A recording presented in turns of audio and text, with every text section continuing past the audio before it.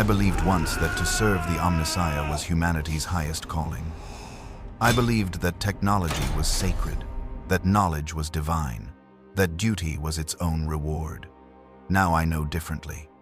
My name is Tech-Priest Zareth of Mars, and for 53 years I have maintained the Golden Throne. I have seen what keeps the Imperium alive. I have touched the machinery of godhood. I have counted the cost in souls and sanity. They call it sacred duty. I call it necessary damnation. The Emperor watches over humanity, they say. But who watches over him? Who tends his eternal agony? We do. And what we witness would break the faith of saints. My selection came on a morning that began like 10,000 others before it.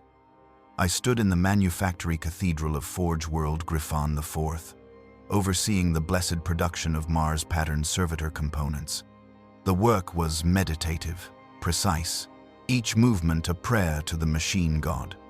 I had served the Mechanicus for 37 years, having taken my first augmentations at the age of 12. By this time, I was already 73% mechanical. My organic components carefully preserved and maintained according to the sacred ratios. The summons arrived not through standard communication channels, but through a Skitarii Praetorian who materialized beside me without warning. His augmentations were military grade, his crimson robes bearing seals I did not recognize. He spoke in high-frequency binary cant that bypassed my audio receptors and transmitted directly to my cranial implants. Tech-Priest Zareth, you are summoned to Terra. The Fabricator General has need of your service. Departure is immediate. Bring nothing.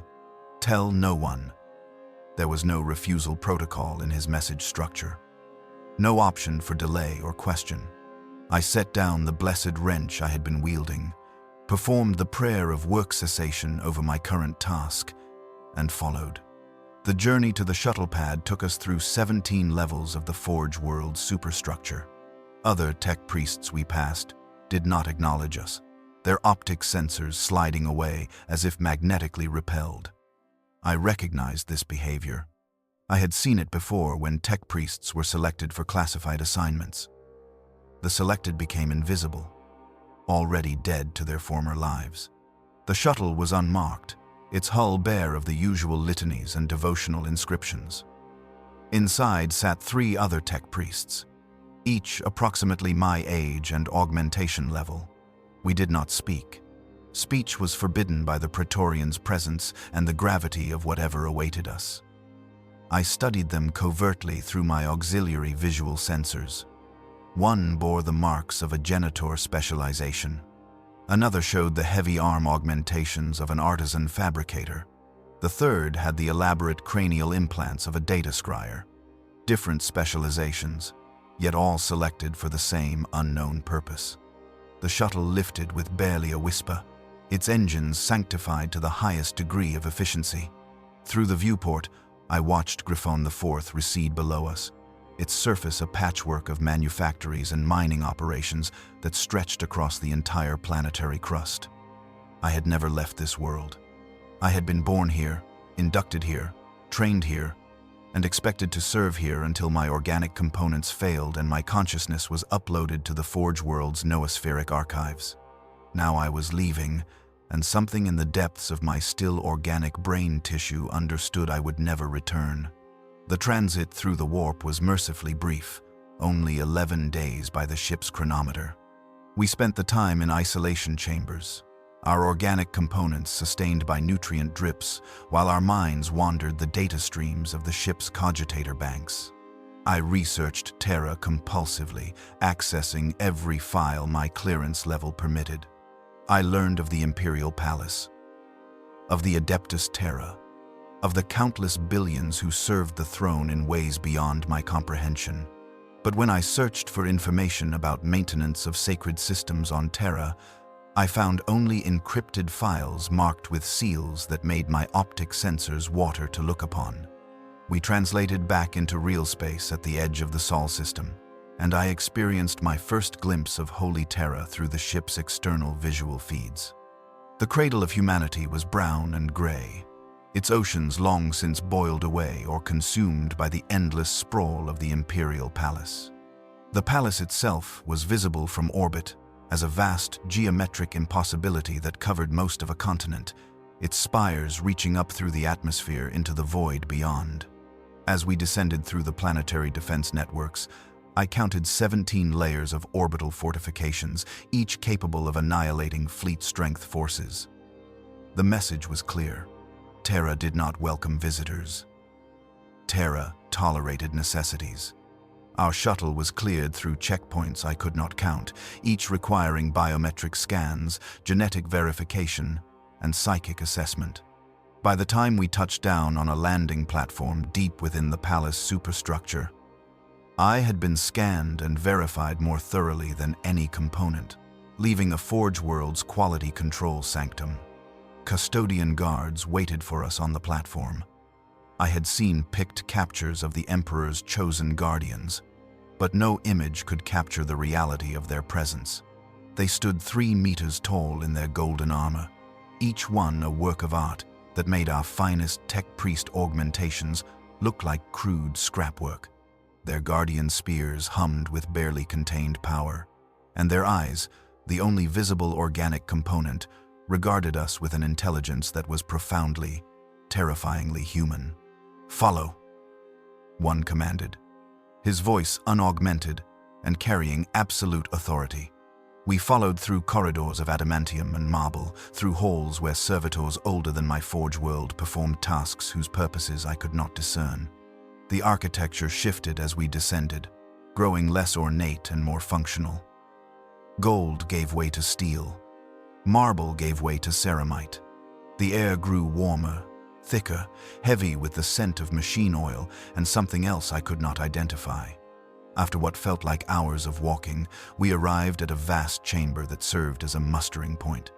Here, dozens of other Tech-Priests waited, all bearing the same marks of selection, the same confusion barely masked by mechanical stoicism. A figure emerged from a side entrance, and every Tech-Priest in the chamber immediately performed the sign of the cog. Fabricator Locomeral Vostok stood before us, his body so heavily augmented that determining his original form was impossible. 8 mechadendrites writhed from his back like the legs of some mechanical spider. His face had been replaced entirely with a golden death mask bearing a single crimson optic sensor. When he spoke, his voice emerged from voxcasters hidden throughout the chamber, surrounding us with his words. "You have been selected for the Imperium's most sacred duty. What you will witness, what you will maintain, what you will touch with your own augmented hands, is known to fewer than 1,000 souls in all the galaxy. You will take oaths of secrecy that bind not just your speech, but your very thoughts. Violation of these oaths will result in immediate execution, not by my hand, but by the custodians who will watch your every action from this moment forward." He paused, his optic sensor sweeping across us like a targeting laser. "Some of you will not survive your training. Some of you will not survive your first day of actual service. Some of you will last years, or even decades, but you will all be changed by what you witness. The Omnissiah teaches that knowledge is sacred, but there exists knowledge so terrible that it transforms those who possess it.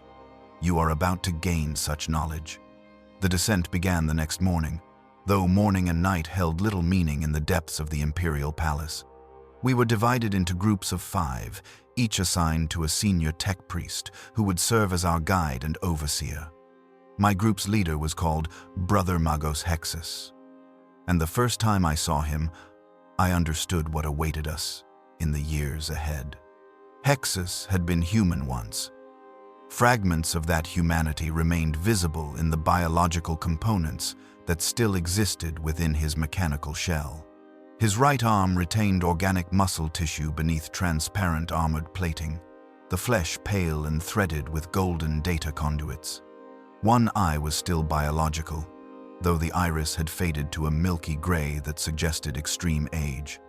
When he moved, I heard the whisper of artificial musculature working in concert with ancient servos, a symphony of flesh and steel that had been perfected over decades of integration. "I have served the Golden Throne for 87 years, he said, his voice a rasping binary overlaid approximation of human speech.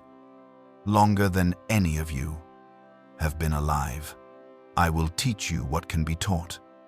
The rest you will learn through suffering and service, or you will die. There is no third option." We descended through levels of the palace I had no designation for.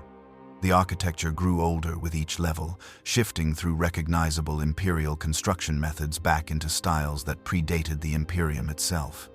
I recognized elements of the Age of Strife in some corridors, their walls bearing scorch marks from wars fought while Old Night claimed the galaxy. Deeper still, we entered sections that could only have been built during the Dark Age of technology, their construction methods and materials defying even my extensive technical knowledge. The air changed as we descended. The carefully recycled atmosphere of the upper palace gave way to something thicker, heavier, laden with moisture and heat. My temperature sensors began registering increases that climbed steadily with each level. By the time we reached what Hexus called the peripheral maintenance sectors, the ambient temperature had risen to 43 degrees Celsius. My organic components, limited as they were, began to sweat. The sound changed too. The orderly hum of palace machinery gave way to a deeper thrumming, a vibration that I felt through my feet and into the skeletal structure of my augmented body. It was not unpleasant, merely omnipresent, like standing inside the heart of some vast engine, which, I would later understand, was precisely what we were doing. The Golden Throne is not a single machine, Hexus explained as we walked through a corridor so vast that servitors moving along the opposite wall appeared as distant specks. It is a network of systems spanning hundreds of kilometers in all directions. What most call the throne is merely the visible component, the seat upon which the Emperor rests. The true machinery extends through the palace bedrock, down into the Himalayan substrata, and upward through power conduits that reach the palace's highest spires. You will never see it all. No single being could. We maintain what we can reach, repair what we can understand, and pray over what we cannot. We passed through a massive adamantium door guarded by 2 custodians who watched our approach with the patience of living statues. The door bore inscriptions in a language I did not recognize, though my linguistic databases contained references to over 6,000 human dialects. Beyond the door, the heat increased sharply. My temperature sensors registered 51 degrees Celsius. The chamber beyond defied immediate comprehension. It stretched away in all directions, its ceiling lost in darkness overhead, its far walls invisible beyond forests of machinery. Pipes thicker than my body ran in organized chaos along every surface. Cables bundled together into arterial trunks carried power and data in quantities that made my sensors strain to calculate. Coolant systems hissed and gurgled, fighting an eternal battle against heat that poured from ancient reactors. And everywhere, covering every surface, were tech-priests and servitors performing their endless maintenance rituals.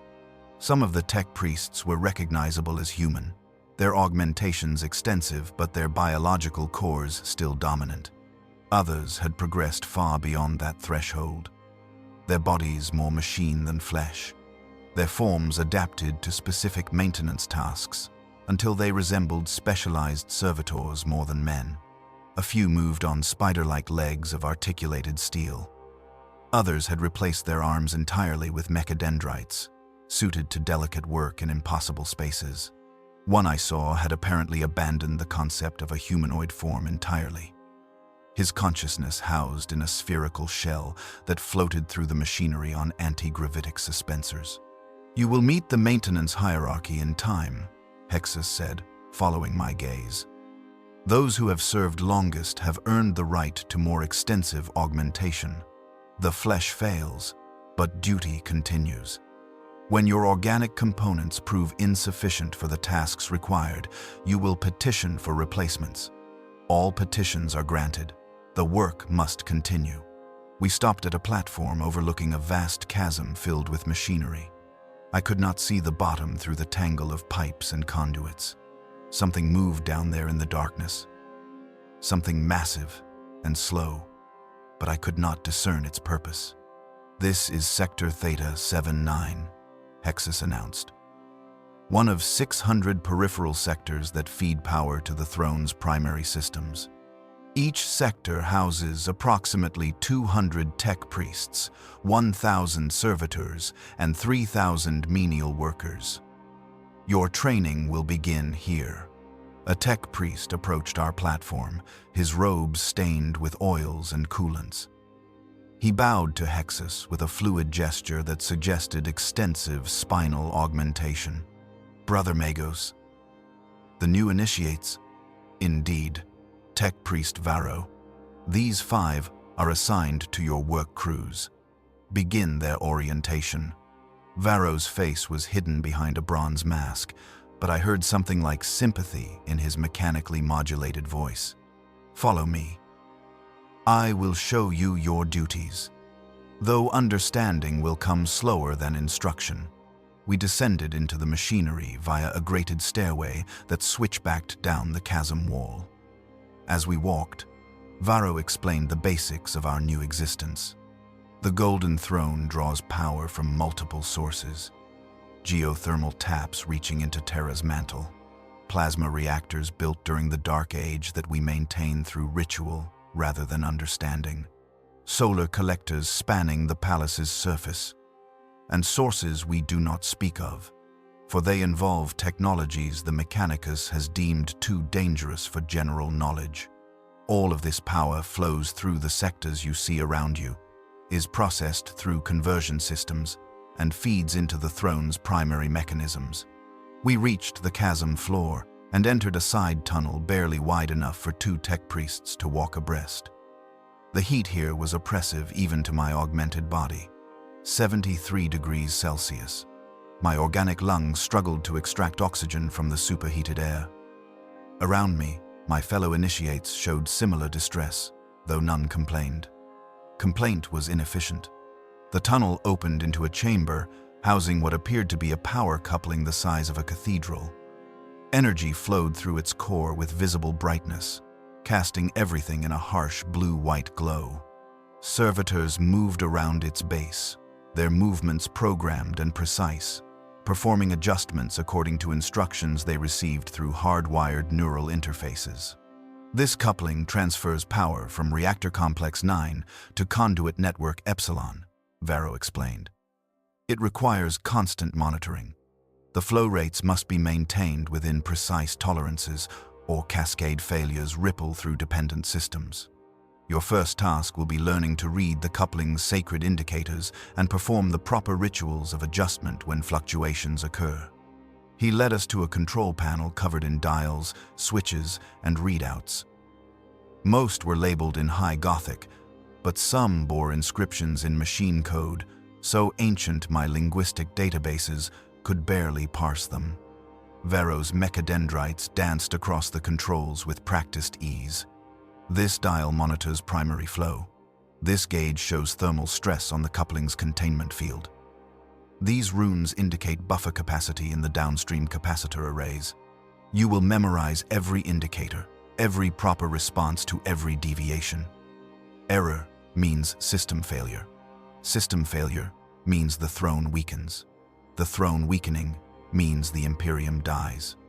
The weight of that statement settled over us like a physical thing. I looked at the power coupling with new understanding.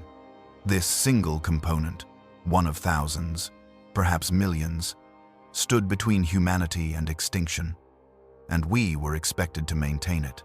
How often do failures occur? One of my fellow initiates asked.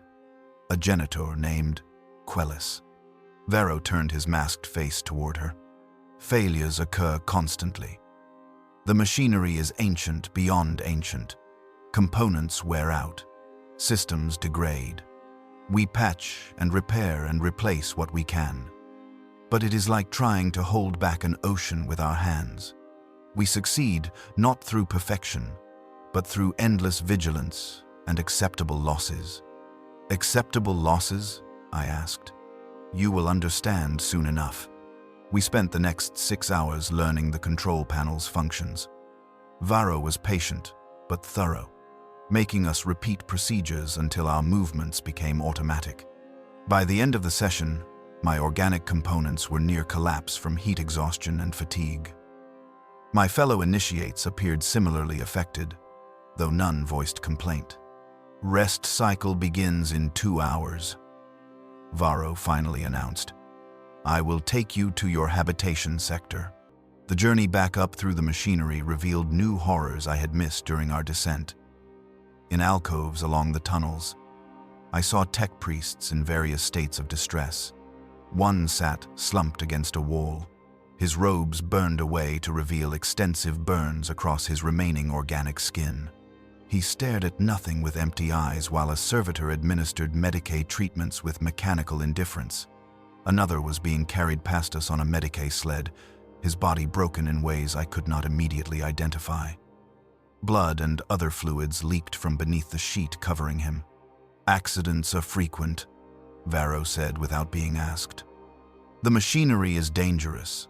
Power surges occur without warning. Coolant systems fail and vent superheated steam. Structural elements corrode and collapse. We lose approximately 1 worker per day in Sector Theta 7-9 alone. Multiply that across 600 sectors. 600 deaths per day, over 200,000 per year. And yet the work continues, Hexus added from behind us.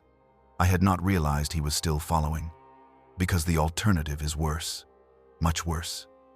The habitation sector was located 3 levels above the maintenance floors, carved into the bedrock with brutal efficiency.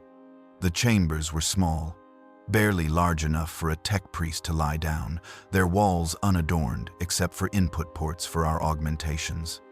This was not a place for living, merely for not dying between work shifts. You will rest for 6 hours, Hexus said. Then you will return to your assigned work crews. This rhythm will continue without variation until you are deemed ready for deeper assignments. How long that takes depends on your performance and survival. Questions are permitted now. I wanted to ask about the Golden Throne itself, about what we were truly maintaining, about the purpose behind all this suffering machinery. But something in Hexus's posture warned me that such questions had no good answers yet. Instead, another initiate spoke, an artisan named Krael. How long before we see the throne itself? Hexus's biological eye fixed on Krael with an expression I could not read. For some of you, never. Only those who prove worthy are permitted into the deeper levels. Only those who have demonstrated absolute loyalty and competence are allowed to approach the sacred mechanisms. And only those who have nothing left to lose are brought before the Emperor himself. Nothing left to lose? I asked. Your sanity, your faith, your capacity for hope. The throne shows you truths that break those who witness them. You must be broken already, tempered in suffering, hardened by service. Only then can you endure what you will see. He turned to leave, then paused at the chamber entrance.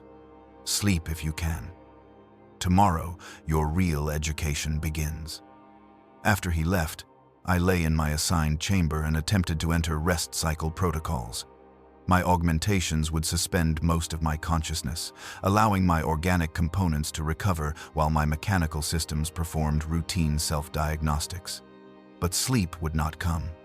Instead, I lay awake in the darkness, feeling the vibration of the machinery below, hearing the distant sounds of work that never ceased, and wondering what truths could be so terrible that one had to be broken to survive witnessing them.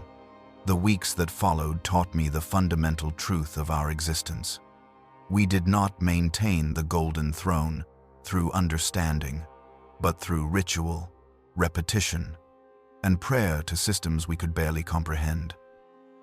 Each day began with the litany of activation, our voices joining in binary cant as we awakened the sector's machine spirits. Each task was preceded by prayers of function and followed by prayers of gratitude. We anointed every component we touched with sacred oils, traced the sign of the cog over every panel we opened, and whispered the proper hymns as we worked. I learned that the Golden Throne was not a single unified machine, but rather an impossibly complex web of interconnected systems, each serving multiple functions, each dependent on dozens of others. To speak of the throne was to speak of something like an ocean by describing a single wave. The vastness defied comprehension. Tech-Priest Zareth became our primary instructor, and through his patient teaching, I began to understand the architecture of mankind's most sacred machine. The life support apparatus, Zareth explained one day as we stood before a wall of monitoring equipment, maintains the Emperor's physical form. His body is 10,000 years old. Without intervention, it would have failed within hours of his internment. These systems provide oxygenation, nutrient delivery, waste extraction, cellular regeneration, stimulation, and constant monitoring of approximately 6,000 biological metrics. The monitoring screens showed data streams I barely understood. Heart rate, except there were 3 readings, suggesting either redundant monitoring or something more disturbing. Neurological activity spread across patterns that resembled brain function but extended far beyond normal human parameters. Chemical compositions of blood and other fluids, adjusted in real time by automated Medicae systems. The nutrient synthesis alone requires the output of 17 biological processing facilities. Zareth continued. The Emperor's enhanced metabolism consumes resources at rates that would sustain a small army. The waste products are equally prodigious and must be processed through specialized systems to prevent contamination. One of my fellow initiates, a data scryer named Malchius, voiced the question I had been afraid to ask. What do the waste systems process into? Zareth's masked face turned toward him. Nutrient paste for the palace's servitor population. Nothing is wasted in the Imperium. The implications of that statement settled into my consciousness like ice water. The servitors we saw performing menial tasks throughout the palace were sustained, at least in part, by biological material reclaimed from the Emperor himself. The circle of life and death and service was more literal than I had imagined. The psychic amplification arrays, Zareth said, moving to another section of the monitoring station, are perhaps the most critical systems. The Emperor's consciousness is vast beyond measure. His psychic presence must be projected across the entire galaxy to serve as the Astronomicon, the beacon by which our ships navigate the warp. Without amplification, his psychic power would be tremendous, but localized. With it, he becomes a lighthouse visible from 50,000 light-years distant. The screens here showed different data. Psychic resonance patterns that hurt to look at directly. Their geometries suggesting dimensions my mind could not process. Power output measurements in units I did not recognize, and strange annotations in a script that seemed to shift when I tried to focus on it. The amplification process, I said carefully. It draws upon his strength. It draws upon his suffering, Zareth replied. Pain is a psychic amplifier. Agony multiplies psychic output exponentially. The Golden Throne was designed to channel his torment into useful energy. Every moment of his eternal torture serves humanity by guiding our ships safely through the warp. I felt something in my still organic stomach twist at those words. The Emperor suffered, constantly and without relief. And that suffering was not a side effect of his imprisonment, but rather its purpose. He was not being kept alive despite his pain, but because of it. The soul engines, Zareth continued, leading us deeper into the monitoring facility, are the systems most directly involved in the daily sacrifice. They process psychic energy extracted from the 1,000 souls we feed to the throne each day, channeling that energy to supplement the Emperor's own power. Without this supplement, his own reserves would have burned out millennia ago. We entered a chamber that immediately assaulted my senses. The smell was overwhelming even through my augmented filters, a combination of ozone, burned flesh, and something sweet and corrupt that I could not identify. The temperature spiked to 89 degrees Celsius. My organic components screamed in protest, but I forced myself to continue. The soul engines themselves resembled nothing so much as massive crystalline structures, each the size of a hab block, pulsing with internal light that shifted through colors I had no names for. Energy played across their surfaces in patterns that suggested both intense order and complete chaos. Servitors moved around them like worshippers at an altar, performing maintenance rituals I could not pass. Each engine can process approximately 100 souls per cycle, Varro explained. We run 10 cycles per day across 10 engines. The souls are brought here from the processing centers, their bodies restrained in the extraction chambers, and their psychic essence is torn from their physical forms through a process that takes approximately 47 seconds. The physical remains are then processed according to standard protocols. Aymar. What? Quellis asked, her voice tight with strain. Happens to the souls themselves? After extraction? Varro was silent for a long moment. That knowledge is above your clearance level. You need only know that they serve the Emperor in their ending, and through their service, humanity endures. We moved through other systems over the following weeks. The temporal stabilization fields that kept the throne's internal chronometry synchronized, despite the intense psychic and gravitational distortions. The warp containment barriers that prevented demonic entities from manifesting in proximity to the Emperor's vast psychic presence. The neural interface networks that connected his consciousness to every system in the palace and beyond. Each system was a nightmare of barely controlled power and aging technology. Each required constant attention, endless maintenance, and prayers that were as much pleading as praise. I learned to read the error codes that flickered across ancient displays, to interpret the grinding sounds that indicated failing components, to smell the particular scent of overheating insulation moments before failure. I learned the daily rituals that governed our existence. We began each shift with the litany of awakening, spoken before the altar of the machine god in the sector's devotional chamber. We anointed our tools with blessed oils, each tool receiving specific prayers according to its function.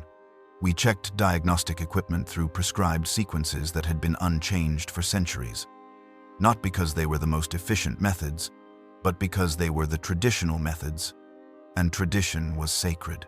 The morning inspection rounds took 4 hours to complete. We walked predetermined routes through the sector, stopping at each monitoring station to verify readings, examine components for signs of wear, and perform minor adjustments as needed. Everything was recorded in handwritten logs, our augmented memories considered insufficient for the sanctity of this duty. The logs stretched back thousands of years, volumes upon volumes stored in climate-controlled archives that few ever consulted but none dared discard. After inspection came the maintenance lottery. There were too many systems requiring attention and too few tech priests to address them all. Each day, we selected tasks by random draw from a blessed urn containing ceramic tokens marked with sector codes. Whichever systems we drew received our attention. The rest would have to wait.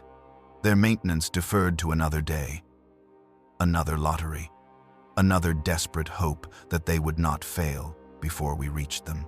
I drew conduit bundle Theta 799 Alpha on my 43rd day of service. The bundle carried power from a primary reactor to 3 downstream systems. According to the maintenance logs, it had last received full inspection 9 months prior. Recommended inspection interval was 30 days. Tech-Priest Varro accompanied me to the bundle's location, a cramped service tunnel barely tall enough for us to crouch in. The heat here reached 96 degrees Celsius. My organic skin blistered within minutes despite protective unguents. You will inspect the bundle's integrity, Varro instructed. Look for signs of insulation breakdown, conductor stress, connector corrosion, anything that suggests impending failure. If you find problems, you will report them and we will schedule repairs. If the problems are critical, We will attempt immediate repairs.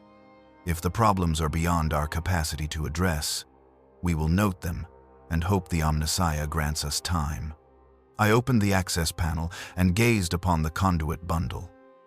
It was enormous, hundreds of individual conductors bound together, each carrying enough power to vaporize me instantly if the insulation failed.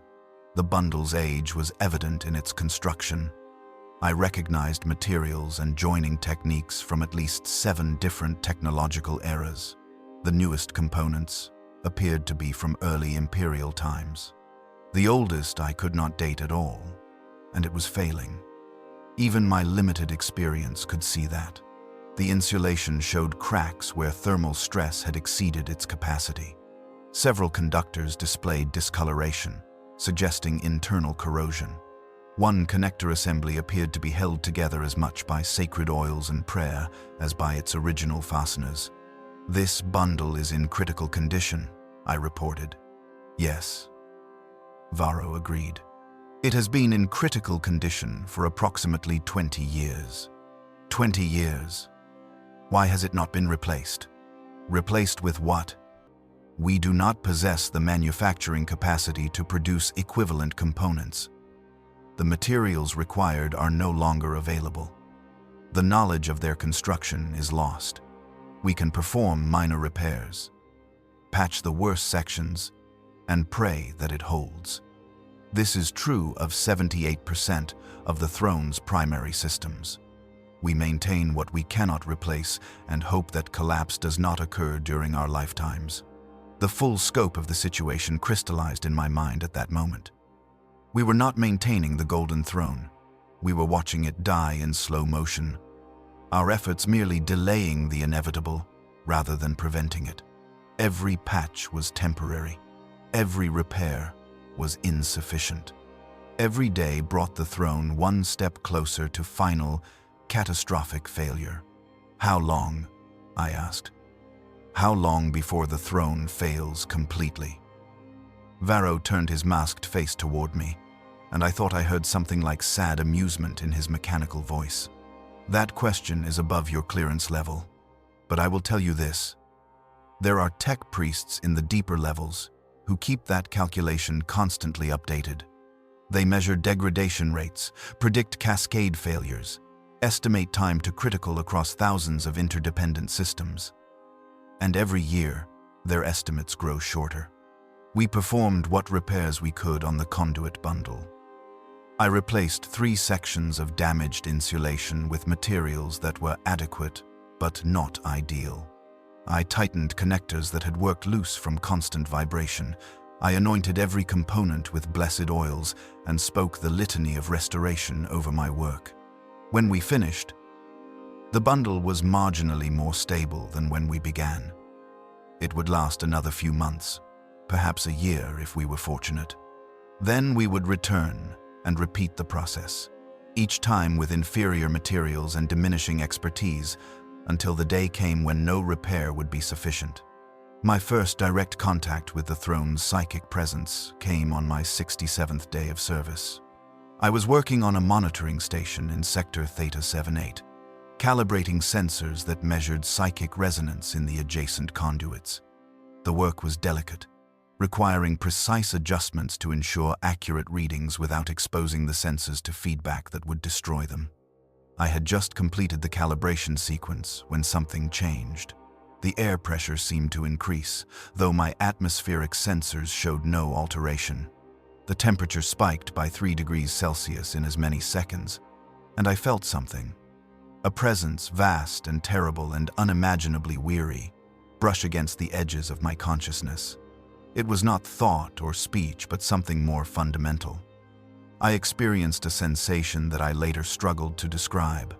It was like standing at the edge of an infinite ocean and feeling the pull of the tide, like staring into the heart of a star and understanding the forces that sustained it, like touching the mind of a god and realizing that godhood was not power, but prison.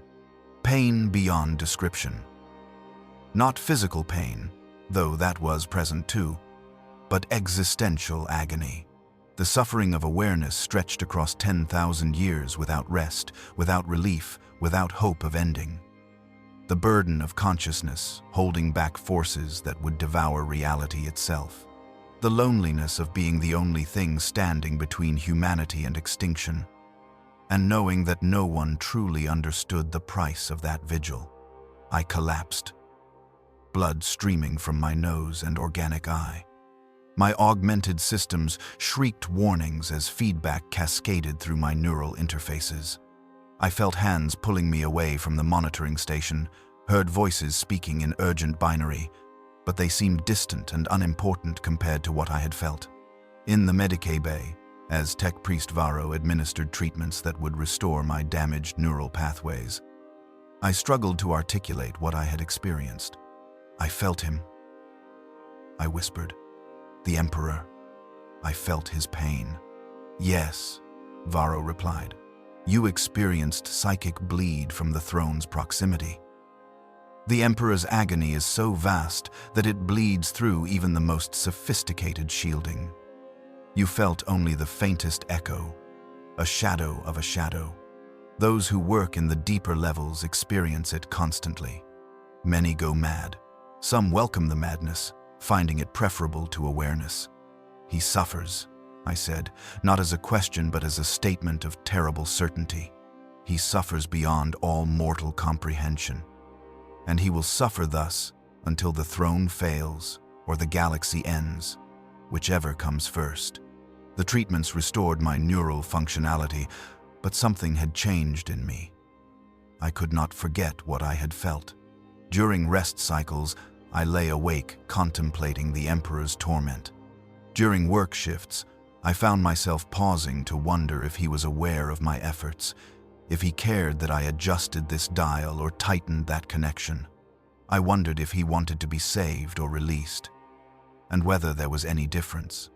Brother Magos Hexus found me during one such pause, staring at a monitoring screen that displayed power flow data I was supposed to be analyzing. You have felt him, Hexus observed. It was not a question. Yes. And now you question. Is questioning forbidden? No. Questioning is inevitable. Those who never question lack the intellectual capacity to truly understand what we do here. But questioning is dangerous. Questions lead to doubt. Doubt leads to hesitation. And hesitation, in this place, leads to failure. He gestured at the monitoring screen with one mechadendrite.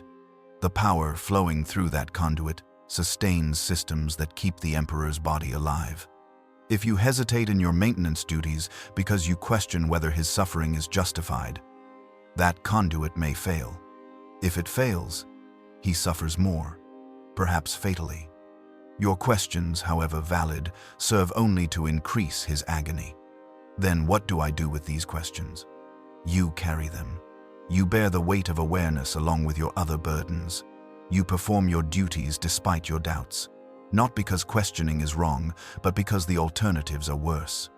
This is what separates those who endure from those who break. He turned to leave, then paused. The deeper you go, the heavier the questions become. I have carried mine for 87 years.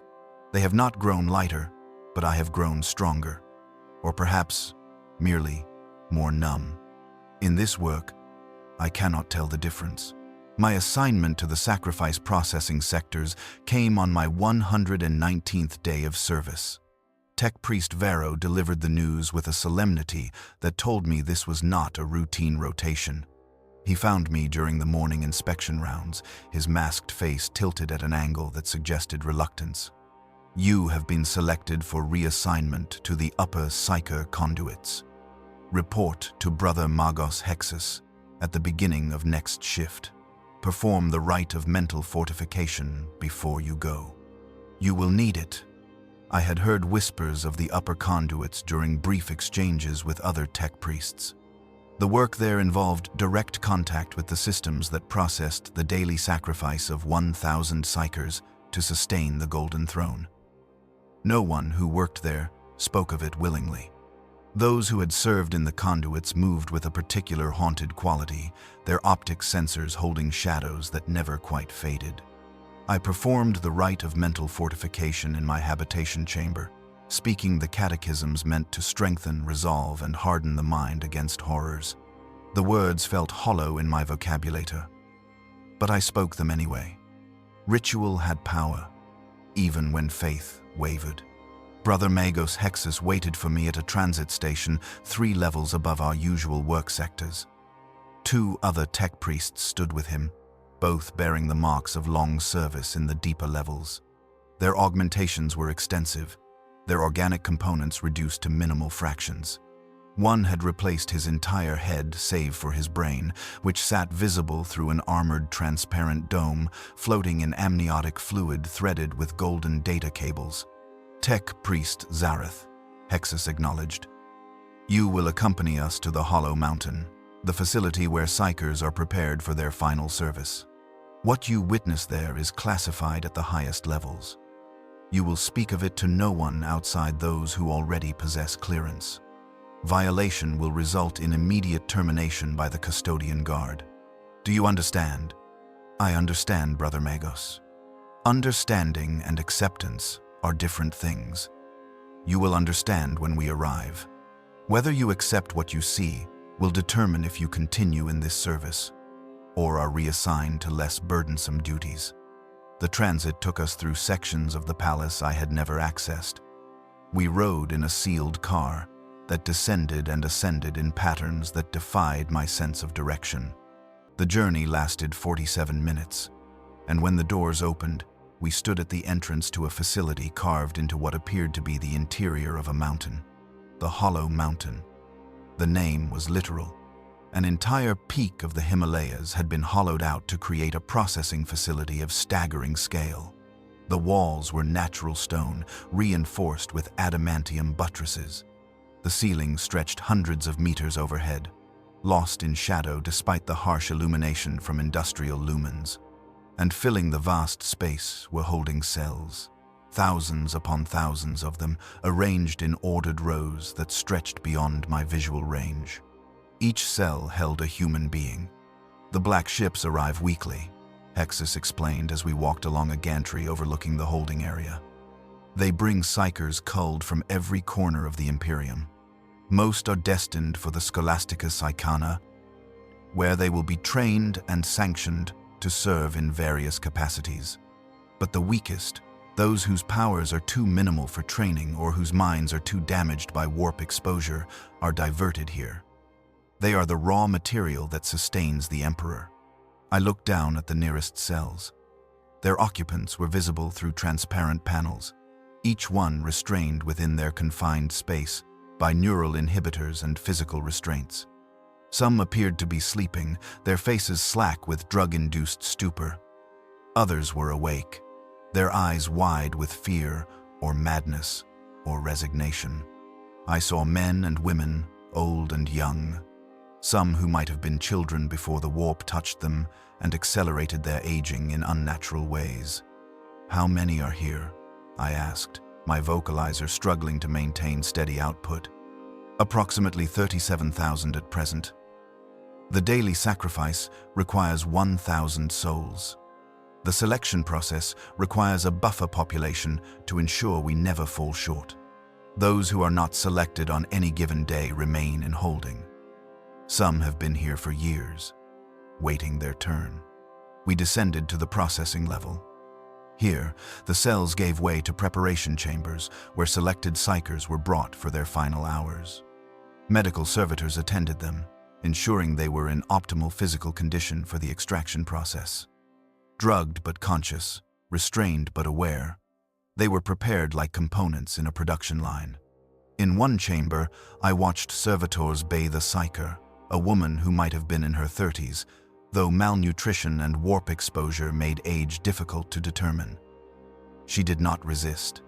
The drugs had stolen her capacity for fear, leaving only a dull compliance. The servitors worked with mechanical efficiency, scrubbing away the grime of the black ship's holds, treating minor wounds and infections, feeding nutrients through intravenous lines directly into her bloodstream. Why? I asked. Why clean them if they will die within hours? The extraction process is more efficient when the body is not fighting infection or systemic failure, explained one of the other tech priests, the one whose brain floated in its transparent dome. His name was Magos Krell. Impurities in the physical form create impurities in the psychic extraction.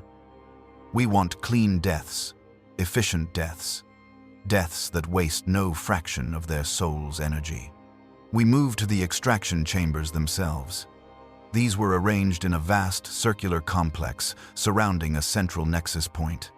Each chamber was identical, a small room of reinforced ceramite containing a single throne-like apparatus festooned with neural interface probes and psychic conduction coils.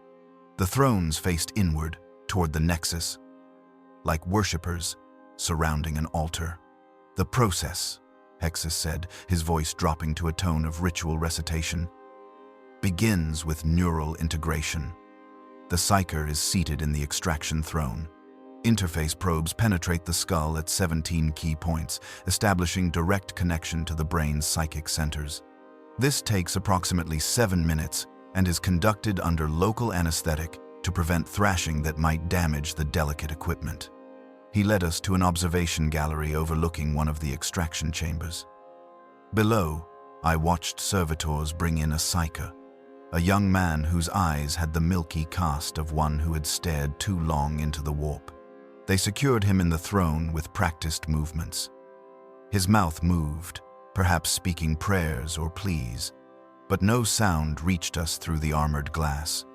Once integration is complete, Hexus continued, the extraction begins. The psyker's soul is drawn from their body through a process that combines advanced technology with principles that border on sorcery. The pain is absolute, complete, the kind of suffering that would drive a normal human mad in seconds. But psykers are not normal humans. Their connection to the warp makes them resilient in ways that prolong their torment.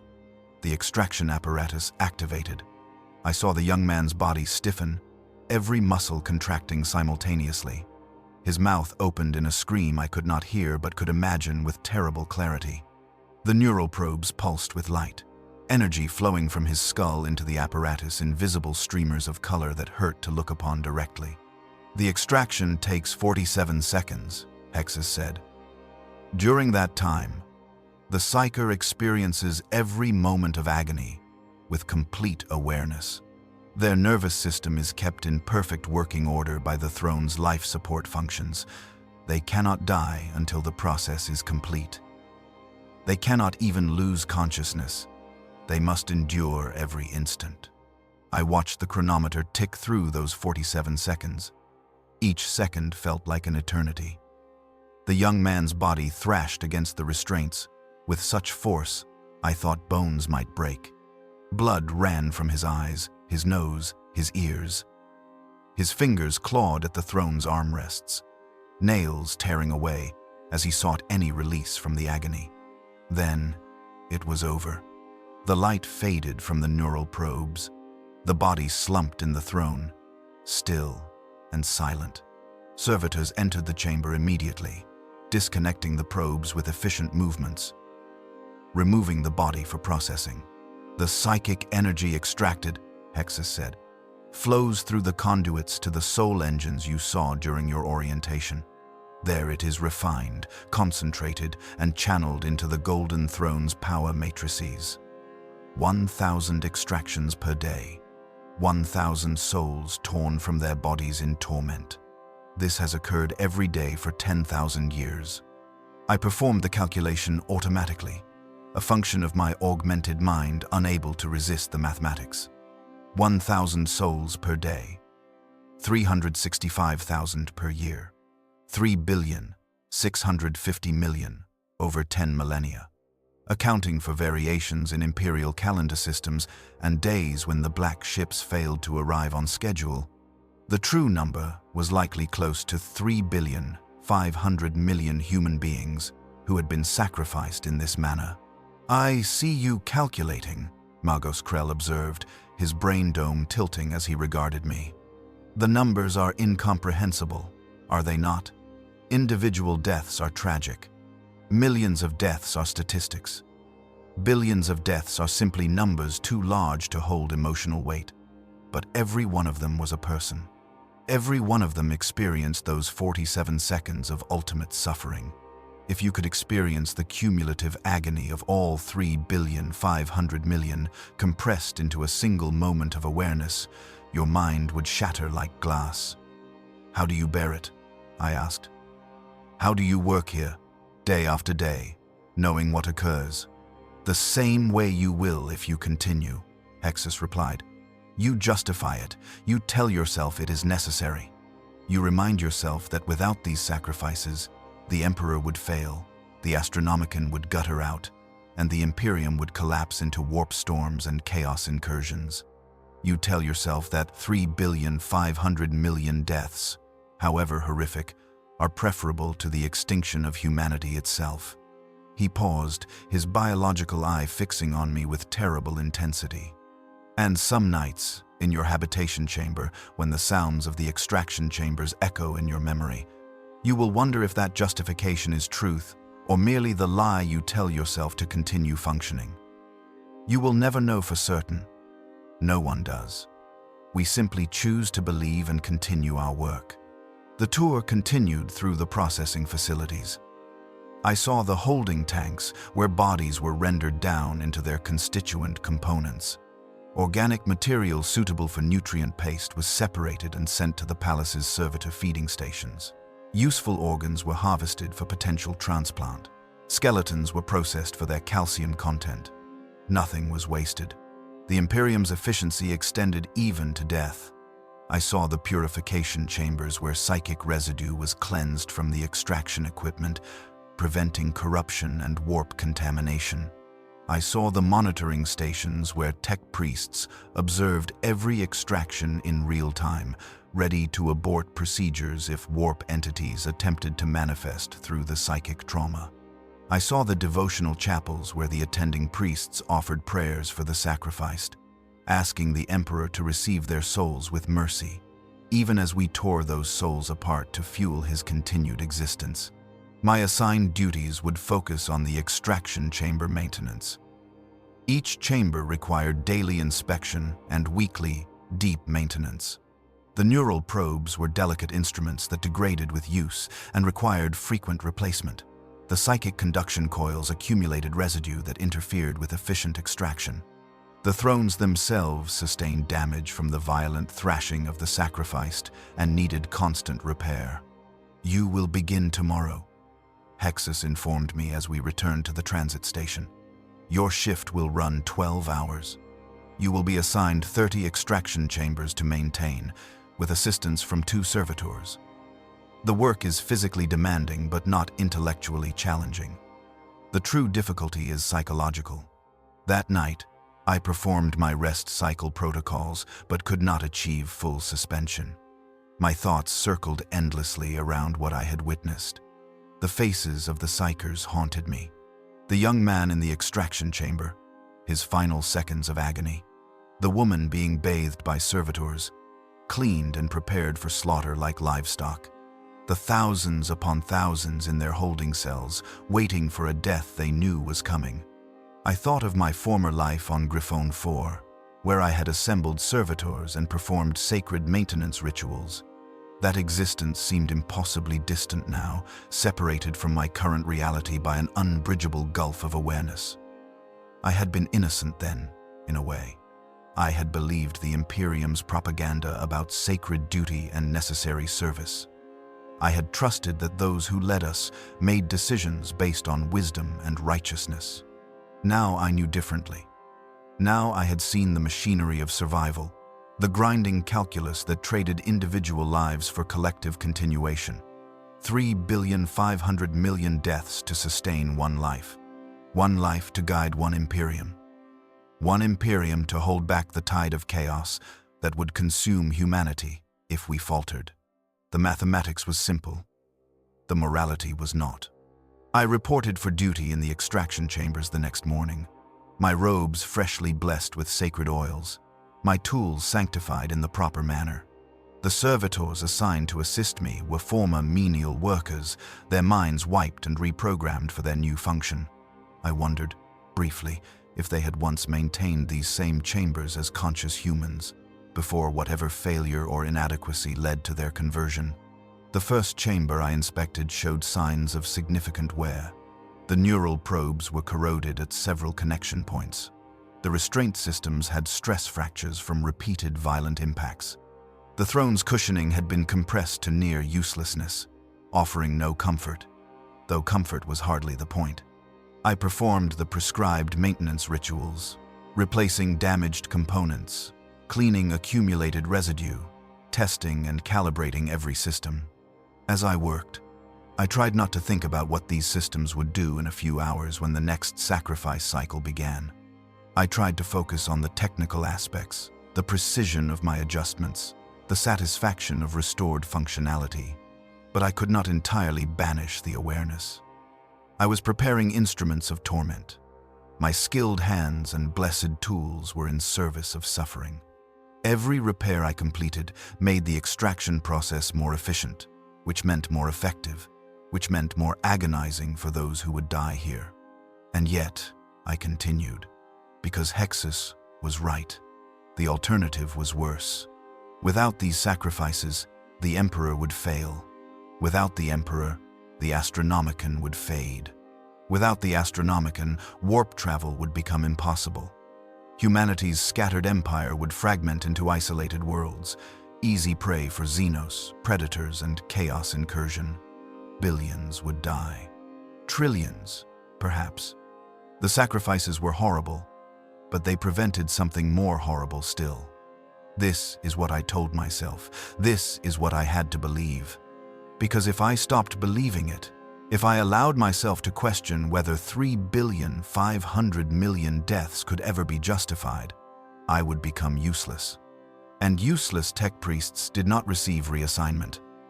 They received mercy, which in this place meant either servitor conversion or execution, depending on which was deemed more efficient. So I worked. I maintained the extraction chambers with the same devotion I had once applied to servitor assembly. I spoke the proper prayers and performed the proper rituals.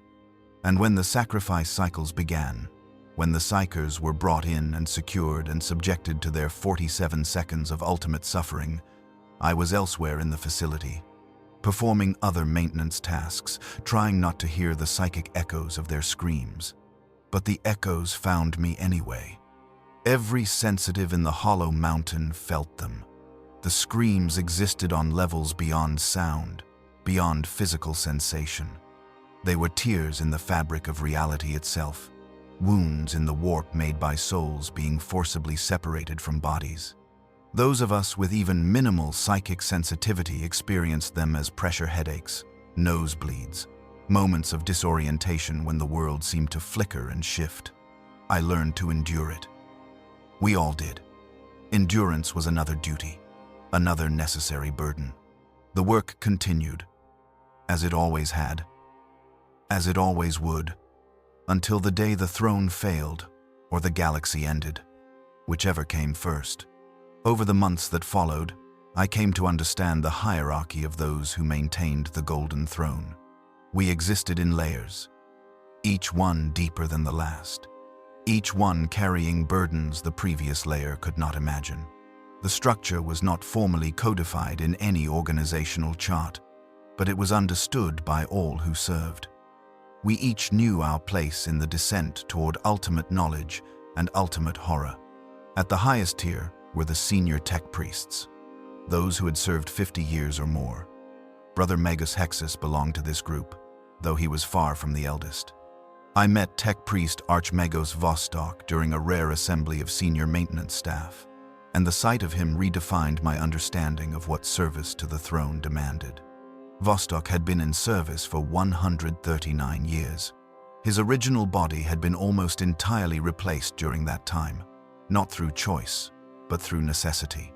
Radiation exposure had destroyed his organic lungs, replaced now by bellows of blessed bronze. A catastrophic psychic feedback had burned away his frontal lobe, now substituted with a cogitator array that processed logic and emotion through pure mathematics. His legs had been crushed beneath falling machinery and were now piston-driven assemblies of plasteel and ceramite. His arms had been replaced so many times that he no longer remembered which augmentations were third generation and which were seventh. What remained of his original form existed in a reinforced container within his chest cavity. His brain, or what was left of it, floated in preservative fluids, connected to his mechanical body through thousands of neural filaments finer than human hair. His heart, enhanced during his original induction into the Mechanicus, still beat within its armored housing, kept alive more by augmentation than by any lingering vitality. A small section of his spine provided the core around which everything else was built. He spoke in pure binary cant, his vocabulator having failed decades ago and never been replaced. Perhaps he preferred it that way. Binary eliminated ambiguity, reduced communication to pure information transfer, stripped away the emotional weight that human language carried. New initiate, Zareth. Griffon, 4 origin, 197 days service. Assigned extraction chamber maintenance. His binary, translated in my auditory processors. Each statement a discrete packet of data. Yes, Archmagos, I replied, also in binary. It seemed appropriate. Adequate performance metrics, minimal psychological degradation, projection, viable for deep sector assignment within 18 months. Query, willingness to accept further augmentation as required. The question carried weight I could feel even through the sterile medium of binary. Further augmentation meant reduced humanity, increased functionality, and permanent commitment to this service. There would be no returning to normal Mechanicus duties once I had been adapted specifically for throne maintenance. Willingness confirmed, I transmitted. What else could I say? I had already seen too much, knew too much. The path forward was the only path available. Acknowledged. Genetic compatibility testing scheduled. Dismissed. The encounter left me contemplating my future. Would I become like Vostok, a consciousness housed in an ever-diminishing core of organic tissue, my body rebuilt again and again until nothing remained of Zareth except memories stored in augmented neurons? The thought should have horrified me. Instead, I felt a strange calm. That future, at least, was certain. In a place of endless suffering and impossible questions, certainty had value. The tier below the senior tech priests was my own, standard maintenance personnel with 10 to 30 years of service. We were still recognizably human, our augmentations extensive but not yet dominant. We performed the bulk of hands-on maintenance, working in the sectors where human dexterity and intuition were more valuable than pure mechanical efficiency. I came to know my fellow tech priests in this tier, though know was perhaps too strong a word. We worked alongside each other, shared maintenance duties, and occasionally engaged in brief exchanges of technical information. But deep connections were discouraged, both by the culture of service and by practical reality. The mortality rate was high enough that forming bonds meant repeatedly experiencing loss. Still, some interactions were unavoidable. Tech-Priest Lyra worked the adjacent extraction chamber maintenance route, and our paths crossed daily during shift rotations. She had been in service for 19 years, longer than me but far from the longest. Her augmentations reflected her specialization in biological systems. Her hands had been replaced with instruments capable of cellular-level manipulation, her eyes with sensors that could detect biochemical processes invisible to normal vision. "You are adapting well," she observed one day as we performed simultaneous maintenance on neighboring chambers. Her voice carried the flat effect common to those who had served long in the extraction facilities. Emotion was inefficient, and efficiency was survival. I perform my duties adequately, more than adequately. Many who come here request reassignment within the first month. The psychological burden proves excessive. You have endured 7 months without complaint or request for transfer. Would such requests be granted? Sometimes. Those who break early are reassigned to peripheral duties where they can still serve without direct exposure to the sacrifices. Better to lose them to easier work than to lose them to madness or suicide. The throne needs stable workers, not broken ones. And those who request transfer after many years of service. Lyra's augmented hands paused in their work for a moment. A hesitation so brief I might have imagined it. That depends on what they have seen. Some knowledge cannot be allowed to leave these chambers. For those, reassignment is not an option. The implication was clear. I had already crossed whatever threshold existed between those who could leave and those who could not. My choice had been made the moment I entered the Hollow Mountain, perhaps even earlier, the moment I was selected for service to the throne. "Do you regret it?" I asked. She resumed her work, her specialized hands manipulating neural probe connections with practiced precision. Regret implies the existence of an alternative I would have preferred. I see no such alternative. The throne requires maintenance. Someone must provide it. That someone is us. Regret is irrelevant. But later, as she prepared to depart for her rest cycle, she paused at the chamber entrance. "I dream of Vandus Secundus," she said quietly, naming her forge world of origin. "The manufactories where I first learned the holy rites of assembly. The sorting chambers where tech adepts like myself classified components by sacred ratios. I dream of that life, and wake believing I am still there. Then awareness returns, and I remember where I truly am. Perhaps that is a form of regret. Or perhaps it is merely the mind seeking comfort in fiction." She left before I could formulate a response. Below our tier were the servitors, and among them I found the most disturbing truth of service to the throne. Not all servitors assigned to the maintenance sectors were purpose-built, constructed from vat-grown organic components and programmed for specific tasks. Some had been human once, tech-priests and menial workers who had failed in their duties or broken under the psychological weight of service. I recognized one during my 9th month of service. His designation was Servitor Unit Theta 97, and he performed simple maintenance tasks in the extraction chamber complex, cleaning residue from floors, transporting components between storage and work areas, performing tasks too menial for tech priests, but requiring more flexibility than purpose-built servitors possessed. But I knew his face. Or rather, I knew what remained of it. His name had been Quellis. He had been part of my original cohort, one of the 5 tech priests who had descended into the palace depths together on that first day. I had not seen him in months, had assumed he had been reassigned to a different sector. Now I understood what had happened.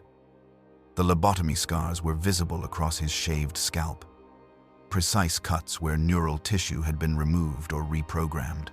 His eyes held no recognition, no awareness of self, only the basic responsiveness required to follow programmed instructions.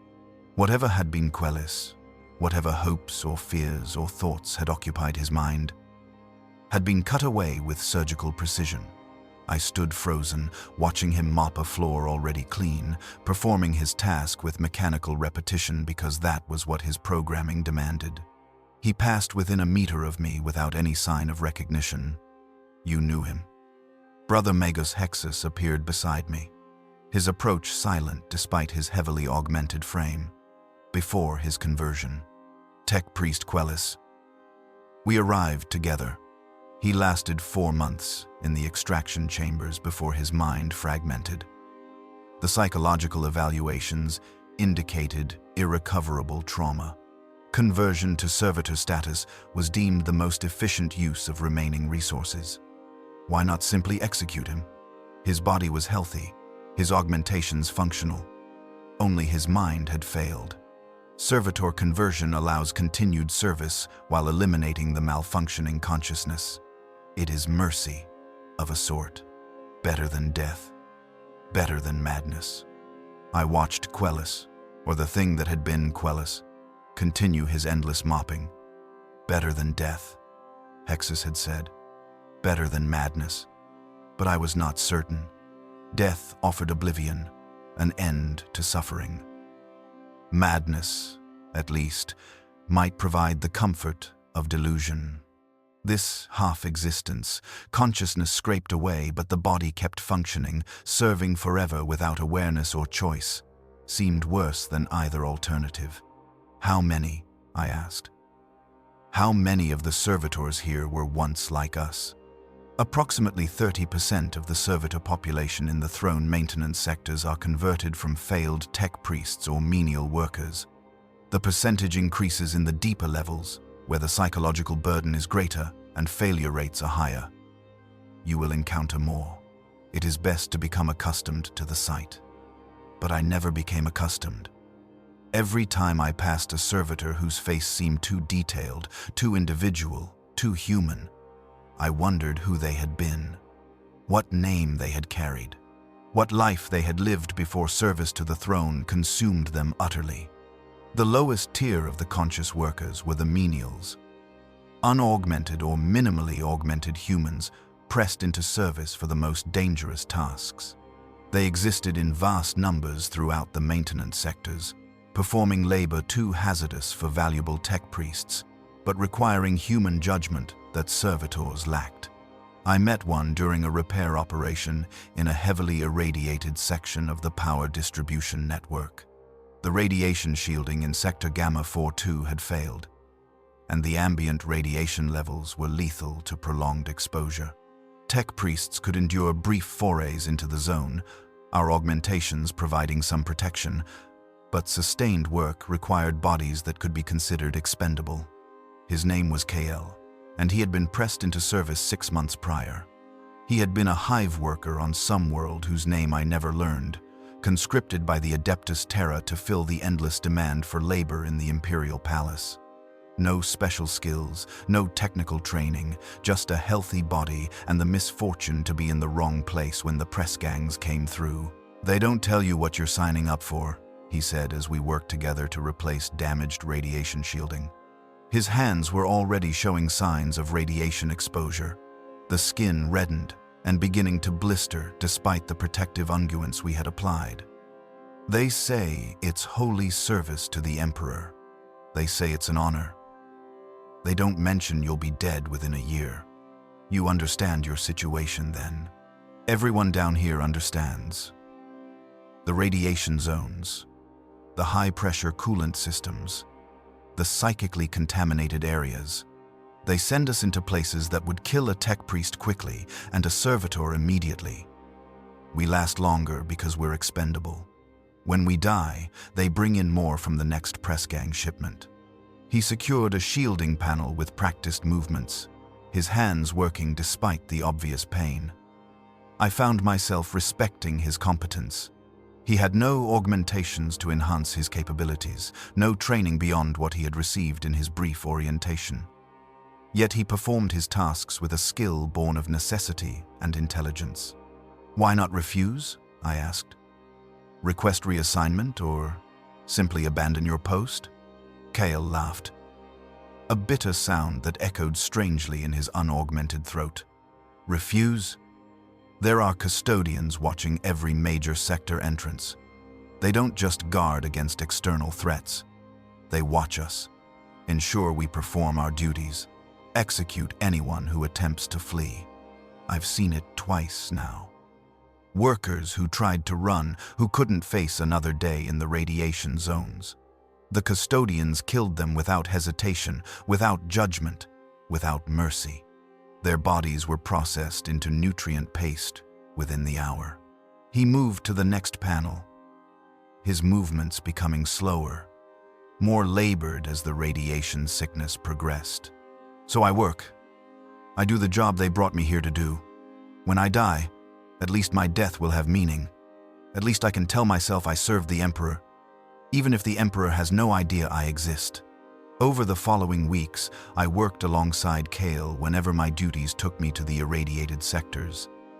I came to know him, as much as the boundaries of our different stations allowed. He spoke of his life before conscription, of a family he would never see again, of dreams he had once held that seemed impossibly distant now. He never complained, never pleaded for rescue or expressed hope for reassignment. He had assessed his situation with clear eyes and chosen to face it with as much dignity as circumstances allowed.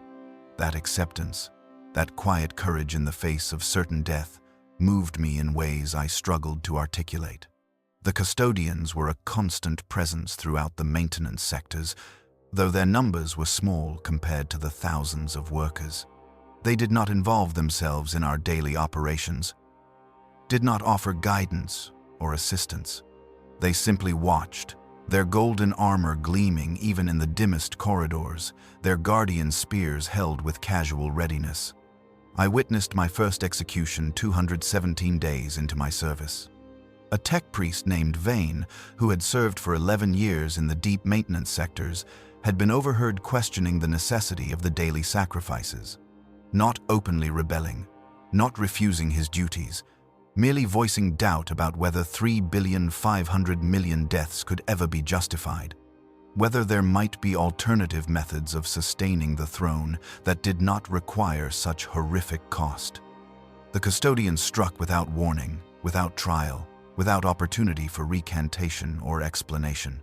The guardian's spear pierced Vane's chest cavity, its power field disrupting his augmentations and rupturing his remaining organic components simultaneously.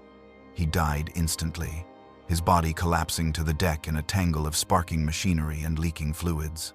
2 servitors appeared within minutes to remove the body. The custodian cleaned his weapon with a cloth produced from somewhere within his armor, then resumed his position as if nothing had occurred. The message was clear and required no vocalization. Doubt was death. That night, during rest cycle, I lay in my habitation chamber contemplating what I had witnessed. Vane's questions had been my questions. His doubts were my doubts. The only difference was that he had voiced them while I had kept them locked within my own consciousness. Was that cowardice or wisdom, survival instinct or moral failure? I had no answer. I suspected there was no answer, only choices and their consequences. I chose silence. I chose continued service. And in making that choice, I became complicit in every sacrifice, every death, every horror perpetrated in the name of the Golden Throne's maintenance. Brother Magos Hexus found me during the next shift, his ancient form seeming more mechanical than ever in the harsh industrial lighting. You witnessed the execution. Yes, and you understand its necessity. I understand that the custodians deem it necessary. Whether it is truly necessary is a question I am not qualified to answer. A diplomatic response. Wise. The custodians do not punish carefully worded ambiguity, only open dissent. He paused, his biological eye fixing on me with what might have been sympathy. Vane was not wrong to question. His error was in believing questions could be asked aloud. We all question. Zareth, every tech priest who has served here more than a year, harbors doubts about the morality of our work. But those who survive learn to question silently, to carry their doubts as private burdens rather than public declarations. And if the burden becomes too heavy, then you request servitor conversion before you break completely. Better to lose yourself voluntarily than to be executed for voicing what you can no longer contain. Some choose this. I have known tech priests who served 20, 30 years before requesting conversion. They had fulfilled their duty, given what they could give, and chose oblivion over continued suffering. The Mechanicus grants such requests. We understand that consciousness itself can become a wound that will not heal. He turned to leave, then paused. I have carried my questions for 87 years now. They have not grown lighter, but I have grown stronger, or perhaps merely more numb. I no longer know the difference, and I am not certain it matters. The work continues. That is what matters. The work continues, and the throne endures another day, and humanity survives to face tomorrow's threats. Everything else, every doubt and question and private horror, is secondary to that central truth. I returned to my duties, maintaining the extraction chambers where psychers died in agony, repairing the systems that sustained the Emperor's endless torment, performing my small part in the vast machinery of suffering that kept the Imperium alive. Around me, others did the same. Senior tech priests like Vostok, who had become more machine than man. My peers like Lyra, who found solace in dreams of lives they would never live again. Servitors like Quellis, whose consciousness had been sacrificed so their bodies could continue serving. Menials like Kale, who faced certain death with quiet courage. We were all trapped here, in this place between devotion and damnation. We maintained the Golden Throne because someone had to. We endured the knowledge of what that maintenance required because the alternative was unthinkable. And if that knowledge destroyed us piece by piece, year by year, until nothing remained but the hollow shells of what we had once been, then that too was part of our service. Another sacrifice laid upon the altar of humanity's survival. Another necessary horror in a galaxy that ran on horror. The summons came during my 347th day of service. I was performing routine maintenance on an extraction chamber when Brother Magos Hexus appeared in the doorway, his ancient form casting strange shadows in the chamber's dim lighting. Tech-Priest Zareth, you have been selected for ascension to the inner circles. You will accompany me to the Sanctum Imperialis. Prepare yourself. The words struck me with more force than any physical blow. The Sanctum Imperialis, the inner chambers, the throne room itself. After nearly a year of service in the peripheral sectors, I was being granted access to the Holy of Holies, the place where the Emperor himself resided in his eternal vigil. I should have felt honored, privileged, awed. Instead, I felt only a creeping dread that settled into my augmented bones like ice. When? I asked. Now. Leave your current task for the servitors to complete. This opportunity does not wait for convenience. I performed the final blessing over my incomplete work and followed Hexus through corridors I had never accessed. We were joined by two other tech priests. Magos Krell, whose brain floated in its transparent dome, and an ancient tech priestess named Magos Zareth, whose augmentations were so extensive I could not determine where machinery ended and organic tissue began. You have been chosen, Zareth said, her voice emanating from vocalizers hidden throughout her mechanical body, because your psychological evaluations indicate sufficient stability for direct exposure. Many tech priests serve their entire lives in the peripheral sectors, never approaching the throne itself. Their minds would shatter from the proximity. Yours has been judged resilient enough to endure. What will I see? I asked. Everything, Krell replied, his brain dome pulsing with neural activity. And nothing. The throne exists on multiple levels of reality simultaneously. Physical, psychic, temporal. What you perceive will depend on your own capabilities and limitations. But you will see enough, more than enough. We entered a decontamination facility where servitors subjected us to purification rituals that lasted 3 hours. Every surface of my body and augmentations was cleansed with blessed unguents, irradiated with sanctified light, and anointed with oils that had been blessed by the highest authorities of the Adeptus Ministorum. My robes were replaced with pristine white vestments bearing the insignia of the Golden Throne Maintenance Corps. Additional psychic shielding was installed directly into my neural pathways, temporary implants that would burn out after several hours but would provide crucial protection during the approach.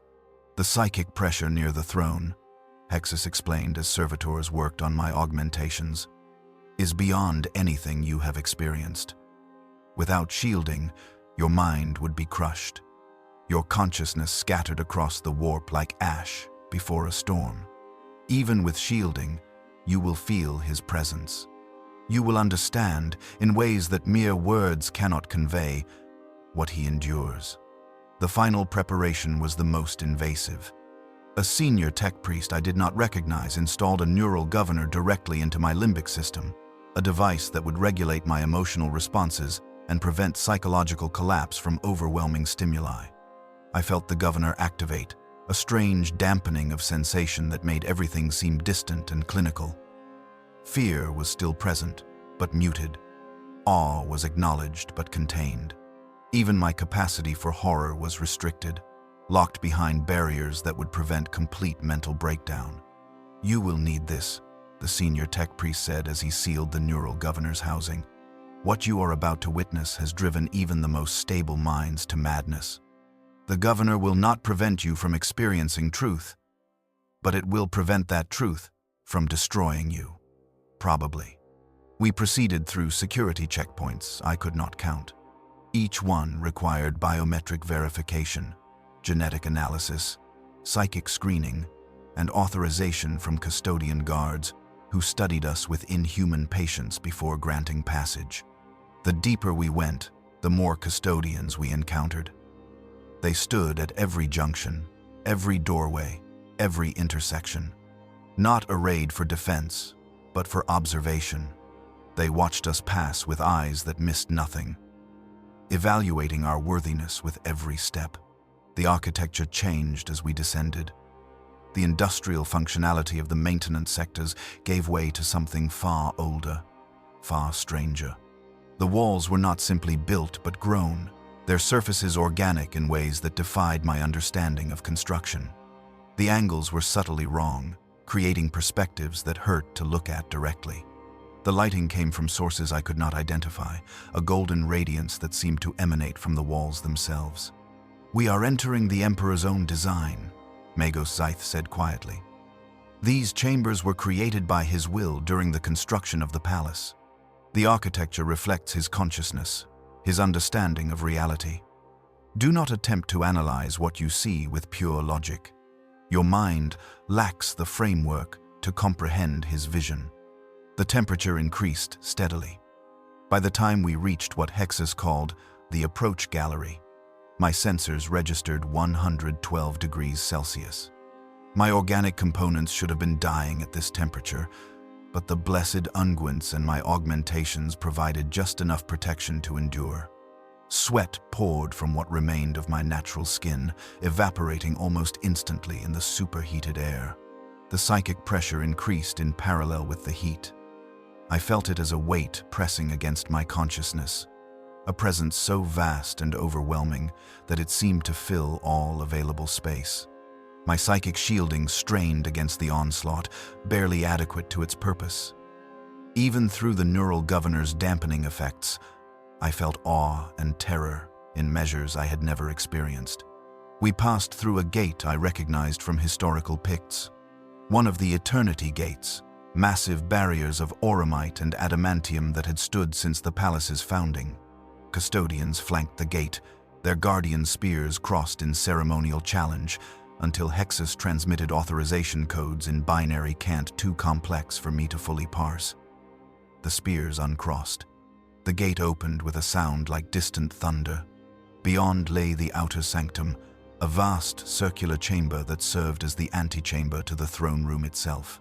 Here, senior tech priests and custodian guards maintained constant vigil, monitoring systems whose purposes I could only guess at. The walls were covered in displays, showing data streams from across the throne's network. Power consumption rates, psychic resonance patterns, temporal stability indices, warp containment integrity measurements. Thousands of metrics updating in real time, each one critical to the Emperor's continued function. "This is where we maintain our most constant watch," Krell explained. "The throne's status is monitored every second of every day. Any deviation from acceptable parameters triggers immediate response protocols. We have prevented 17 catastrophic failures in the past decade alone through vigilant observation and rapid intervention." "And how many?" I asked. "Have you failed to prevent?"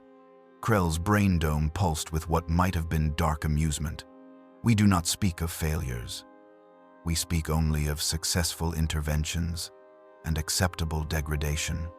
Another gate stood before us, smaller than the Eternity Gate, but somehow more imposing. This one bore no decorations, no inscriptions, no marks of any kind. It was simply a barrier of polished auramite that reflected our images with perfect clarity. I saw myself in that reflection and barely recognized what I had become. The Tech-Priest looking back at me was gaunt, hollow-eyed, bearing the marks of nearly a year in service to horrors. I looked ancient, despite my relatively few years. "The final passage," Hexus said. "Beyond this gate lies the throne room itself. You will enter, you will witness, you will work.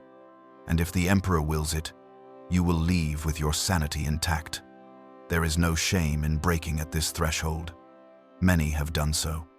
If you wish to withdraw, speak now." I wanted to withdraw. Every rational part of my mind screamed that I should turn back, that whatever lay beyond that gate would damage me in ways I could not repair.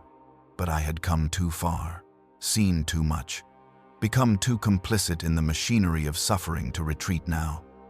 Forward was the only direction remaining. "I will enter," I said. The gate opened.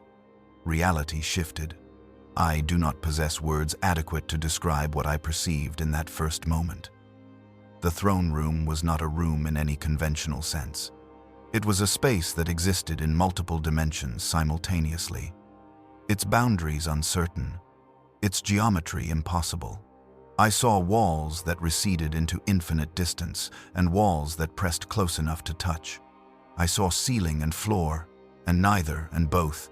And at the center of this impossible space, the golden throne itself. Massive does not begin to capture its scale. The throne rose before us like a mountain of gold and ceramite and materials I could not name. Cables thicker than my entire body snaked away from it in all directions, disappearing into the walls, the floor, the ceiling, the spaces between. Conduits pulsed with energy so intense it cast shadows that moved in ways shadows should not move. Machinery surrounded the throne in concentric circles, each ring performing functions I could barely comprehend, even with my augmented processing capabilities. But all of this, the machinery and cables and impossible architecture, was merely the frame. The true horror, the true wonder, was what sat at the center, the Emperor. His body was withered beyond recognition as human. Skeletal limbs hung from armor, fused directly to flesh that had not moved in 10 millennia. His face, what remained visible beneath tubes and wires and neural interfaces, was locked in an expression of such profound suffering that looking upon it felt like violation. His eyes were closed, had been closed since his internment, yet I felt his gaze upon me with crushing intensity. He was dying, had been dying for 10,000 years. Every system surrounding him was dedicated to preventing that death from completing, to holding him in this state between life and oblivion, to sustaining his agony so that he could sustain the Imperium. The psychic presence I had felt growing stronger as we approached now revealed itself fully. It was not merely vast. It was infinite. I felt his consciousness extending in all directions, touching every human in the galaxy with a connection so subtle they would never know it existed. I felt him holding back tides of warp energy that would consume reality itself if he faltered for even a moment. I felt him experiencing every second of 10,000 years with complete awareness. Unable to rest, unable to die, unable to do anything but endure. And the pain was absolute, complete, beyond any scale I could comprehend. Every nerve in his body, enhanced by his transcendent physiology, screamed in perpetual agony. The Golden Throne's systems were not designed to comfort but to sustain.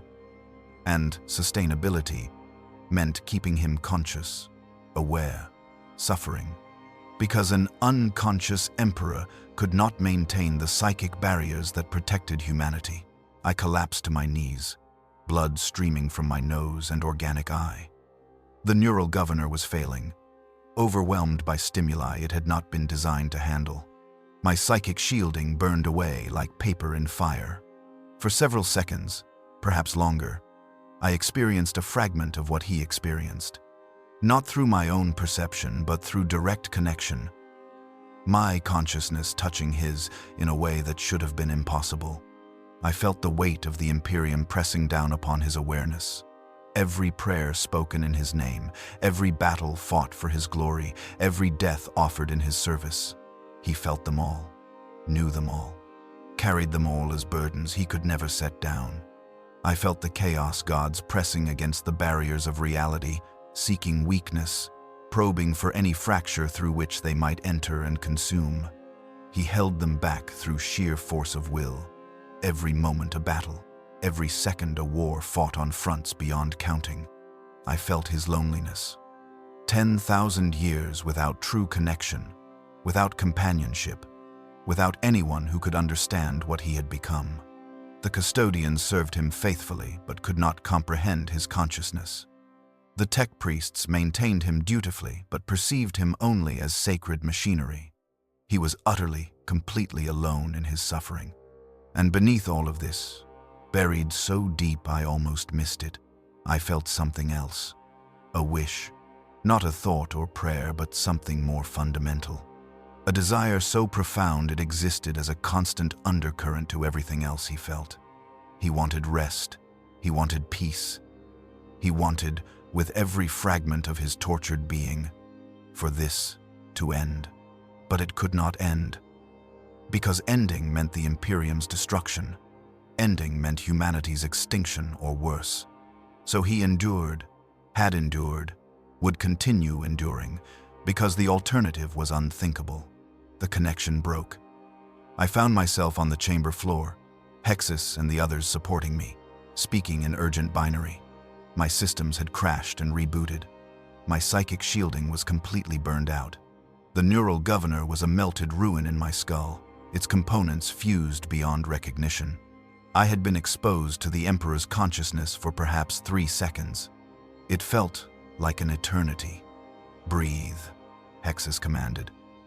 "Your organic components are in shock.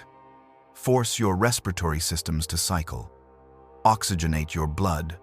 Survive." I obeyed, more from instinct than understanding.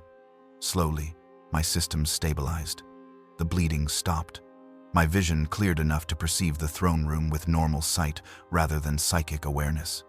"You survived the initial exposure," Megascythe said, her tone suggesting this was not guaranteed.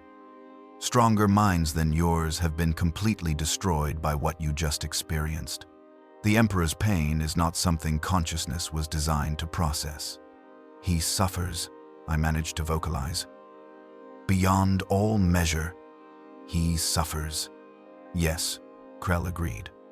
"This is the truth that all who enter the throne room must face.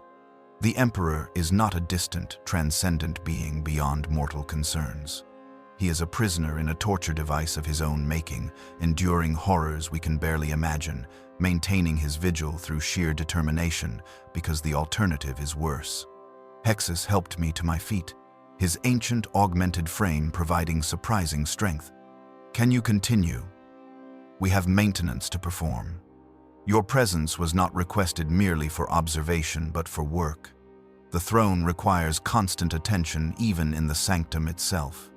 "I can continue," I said, though I was not certain it was true. We approached the throne, each step requiring conscious effort against the psychic pressure that fought to drive us back. Other tech-priests worked in the chamber's shadows, their forms barely visible against the golden radiance. They moved with practiced efficiency, performing tasks I could not identify, maintaining systems I could not comprehend. Hexus led us to a section of the throne's support structure, a cluster of conduits and monitoring equipment that fed data from his neural interfaces to the palace's central cogitator networks. "This coupling," Hexus explained, indicating a component no larger than my head, "transfers psychic resonance data from the Emperor's consciousness to analytical systems that predict warp storm formations. It is critical to the Imperium's early warning network for chaotic incursions. It requires calibration every 48 hours. You will observe and learn. I watched as Hexus performed the calibration ritual. His movements were precise, practiced through decades of repetition. He adjusted physical components while simultaneously transmitting binary prayers to the machine spirits. He applied blessed oils to connection points and verified data integrity through handheld cogitators. Every action was both mechanical procedure and devotional act. Technology and faith merged into something that was neither and both. "Now you," he said, stepping aside. I approached the coupling with hands that trembled despite my augmentations. To touch the golden throne, to perform maintenance on the machinery that sustained the Emperor himself, felt like sacrilege and sacred duty simultaneously. I replicated Hexus's movements as precisely as my skills allowed, adjusting the physical components, transmitting the proper prayers, applying the sacred oils. As I worked, I felt him again. Not the overwhelming presence from before, but something subtler, a sense of awareness that I was being observed. The Emperor knew I was here, touching his systems, performing my small service. Did he care? Did he even notice individual tech-priests among the thousands who maintained his prison? I would never know. But the sense of being seen, of being known, was both terrifying and strangely comforting. We worked for hours in the throne room, performing maintenance tasks that seemed impossibly mundane given their location. Replacing a corroded connector, calibrating a power monitor, clearing a blocked coolant line. These were the same tasks I had performed in the peripheral sectors, yet here they carried weight beyond measure. Every adjustment we made, every component we replaced, served to sustain the Emperor's function, to maintain his ability to hold back the darkness. During a brief pause in our work, as I waited for a cogitator to complete its diagnostic cycle, I stood before the throne itself, gazing up at the Emperor's suffering form. The neural governor's destruction had left my emotional responses unregulated, and I felt the full weight of what I witnessed. Grief for his pain, guilt for my complicity in sustaining it, horror at the necessity of it all. And underneath everything, a profound, aching sadness for what he had become. "Is this holy?" I asked, not certain who I was asking or if I expected an answer. To keep him alive in endless torture, to make his suffering the foundation of the Imperium. Is this what he wanted? Magos Zareth approached, her mechanical form moving with surprising grace. "The Emperor made his choice 10,000 years ago," she said. "He knew what the Golden Throne would do. He entered it willingly, accepting this fate to prevent humanity's extinction. Whether he would make the same choice now, knowing the full extent of what he has endured, we cannot say. But the choice is no longer his to make. It is ours. We choose to maintain the throne. We choose to perpetuate his suffering. We do this not because it is holy, but because all alternatives are worse. And if there were another way, a way to save the Imperium, without his endless torment, there is no other way. 10 millennia of the Imperium's finest minds have sought alternatives. None exist. The Emperor's suffering is the price of humanity's survival. We pay that price because we must, because no currency but agony will purchase what we require. This is the truth of the throne. This is the truth we must carry. Our work continued through what my chronometer indicated was 16 hours, though time felt strange in the throne room, stretching and compressing in ways that suggested the chamber existed partially outside normal temporal flow. When Hexus finally declared our tasks complete, I felt simultaneous relief and reluctance to leave. The throne room was horror beyond words, but it was also truth beyond denial. Everything else in the Imperium, all the propaganda and faith and devotion, was built upon the foundation of this suffering. To leave the throne room was to return to the comfortable lies the rest of humanity believed. But we left anyway, because remaining was not permitted. We returned through the gates and passages, through decontamination facilities and security checkpoints, back toward the peripheral sectors where we would resume our normal duties. As we walked, Hexus spoke in binary cant, his transmission private, directed only at me. You have seen the truth now, the full, unbearable truth of what we maintain. Some tech priests break at this point, their minds unable to reconcile what they have witnessed with any coherent worldview. Others harden, become fanatics who embrace the necessity without question. A few, the rarest, find a middle path.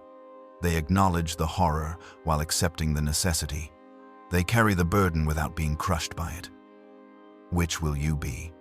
I considered his question for long moments before responding.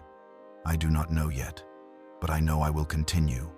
The work must continue. Someone must maintain the throne. And if not us, then who?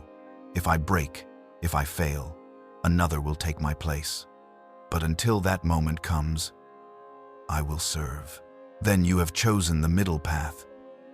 Whether you can walk it successfully remains to be seen. We returned to our duties, and life in the maintenance sectors resumed its grinding rhythm. But everything had changed. I could no longer perform my tasks without remembering what I had seen. Could no longer calibrate a power coupling without thinking of the Emperor's suffering that those couplings sustained.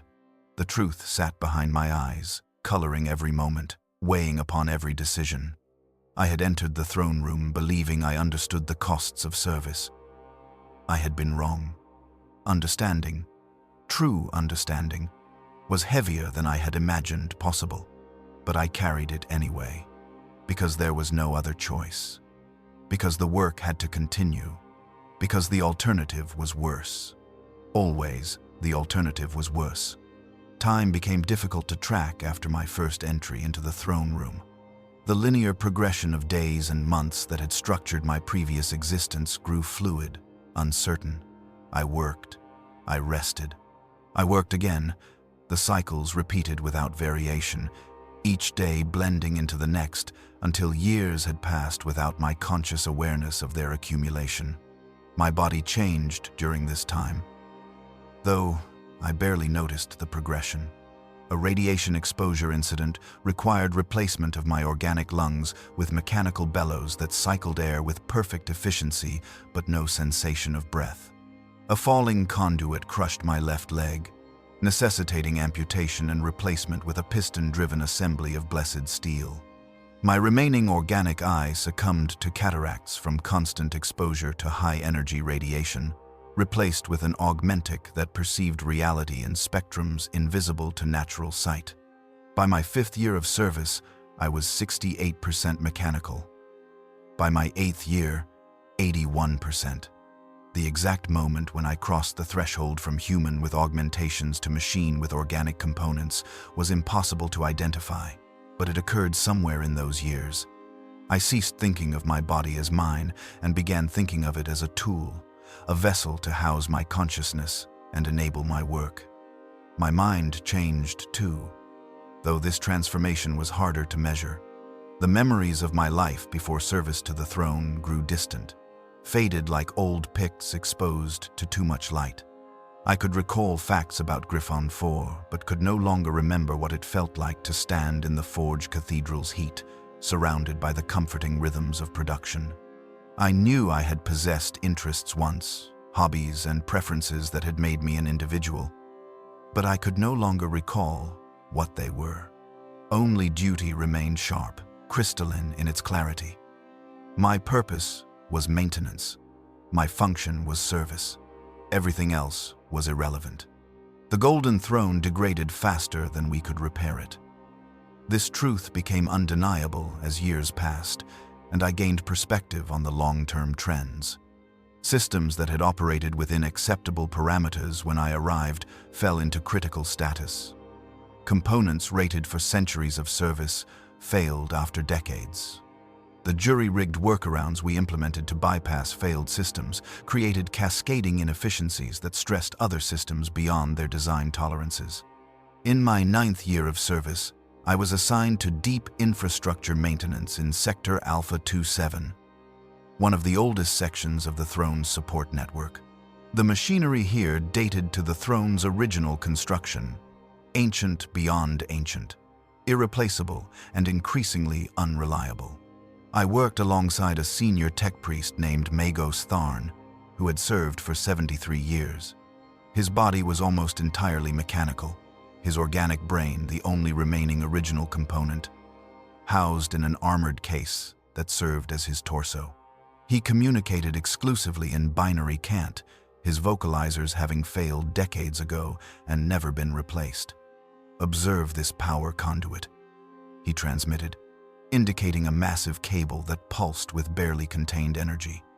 Original construction, Dark Age materials and techniques. When I first began service here, its efficiency rating was 97%. Current rating, 52%. Loss, 45 percentage points over 7 decades. I analyzed the conduit with my augmented vision, seeing the degradation he described. The insulation showed molecular breakdown. The conductors themselves had crystallized in ways that increased resistance. The supporting structure had stress fractures from 10 millennia of thermal cycling. "Can it be repaired?" I asked. "No. It can only be maintained, and maintenance becomes more difficult each year. Eventually, efficiency will drop below operational minimums. The conduit will fail. Backup systems will compensate. But those backup systems are also degrading. When they fail, tertiary backups will engage. When those fail, we will implement emergency protocols. And when those protocols exhaust themselves, this entire sector will go dark."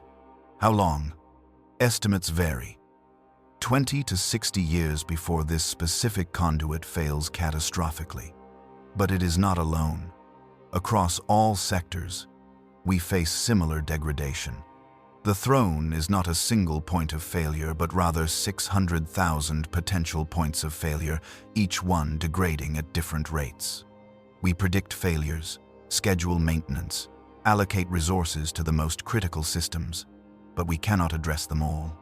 Some systems will fail without intervention, because intervention is not possible within available resource constraints. The mathematics were grim. I had access to the degradation models, had reviewed them during my downtime. The projections showed the Throne's overall functionality declining at an accelerating rate. Not a sudden catastrophic collapse, but a grinding, inevitable failure across thousands of systems. Each failure would be compensated for, worked around, patched with inferior solutions. But the patches themselves would fail, requiring more patches, each generation less effective than the last. The estimated time until critical systems failures became unmanageable varied depending on which models one consulted and what assumptions one made. The most optimistic projections suggested 300 years. The most pessimistic suggested as few as 75. The median estimate, the one most senior tech priests quietly accepted as probable, was 150 years. Within 150 years, the Golden Throne would fail. The Emperor would die. The Astronomicon would gutter out, and the Imperium would face its ultimate crisis. This knowledge sat in my consciousness like a tumor, growing more oppressive with each passing day. I maintained systems I knew would fail. I repaired components that would break again soon. I performed my duties with full awareness that they were ultimately futile, merely delaying the inevitable rather than preventing it. In my 11th year, disaster struck with the sudden violence that characterized Throne maintenance. A primary power conduit in Sector Gamma 9-3 suffered catastrophic failure during a routine maintenance period. The explosion killed 37 workers instantly, myself among the survivors only because I had been working 3 levels below the blast zone. The blast caught me in its periphery, the shockwave slamming me into a bulkhead with enough force to rupture several of my remaining organic components. I felt ribs crack, felt internal bleeding begin, felt consciousness starting to fade. Tech-Priests and servitors pulled me from the wreckage, rushing me to the Medicae facilities while emergency crews fought to contain the damage.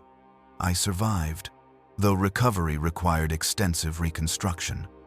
My rib cage was replaced with an articulated framework of blessed ceramite. Several internal organs that had been damaged beyond repair were removed and replaced with more efficient mechanical alternatives.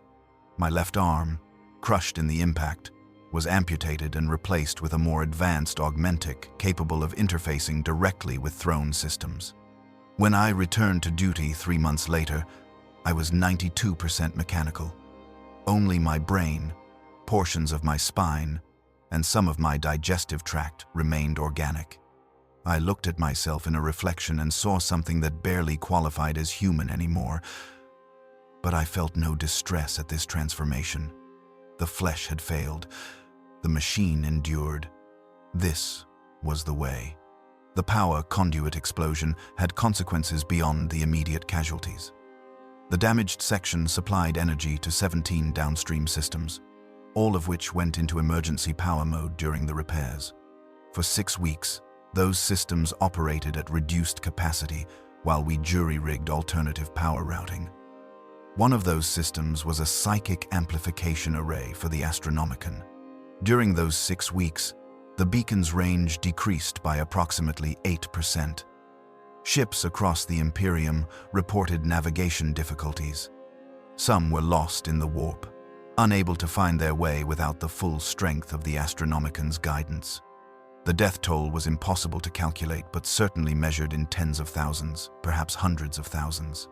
All because of one conduit failure, one maintenance oversight, one moment of insufficient vigilance. The guilt was crushing. I had not been directly responsible for that conduit, but I was part of the system that had failed to prevent its catastrophic degradation. The blood of everyone who died was on my hands, on all our hands, a stain that could never be cleansed. Brother Magos Hexus found me in my habitation chamber during rest cycle, staring at the wall, unable to engage my suspension protocols. "You blame yourself," he observed. "We all should." We knew the conduit was degrading. It was in our maintenance logs, flagged as concerning but not critical. We could have allocated resources to address it before failure occurred. With what resources? We cannot address every flagged system. There are not enough tech priests, not enough hours, not enough materials. We prioritize based on calculated risk. Sometimes our calculations are wrong. Sometimes people die because of our errors. This is the burden of our service. How do you endure it?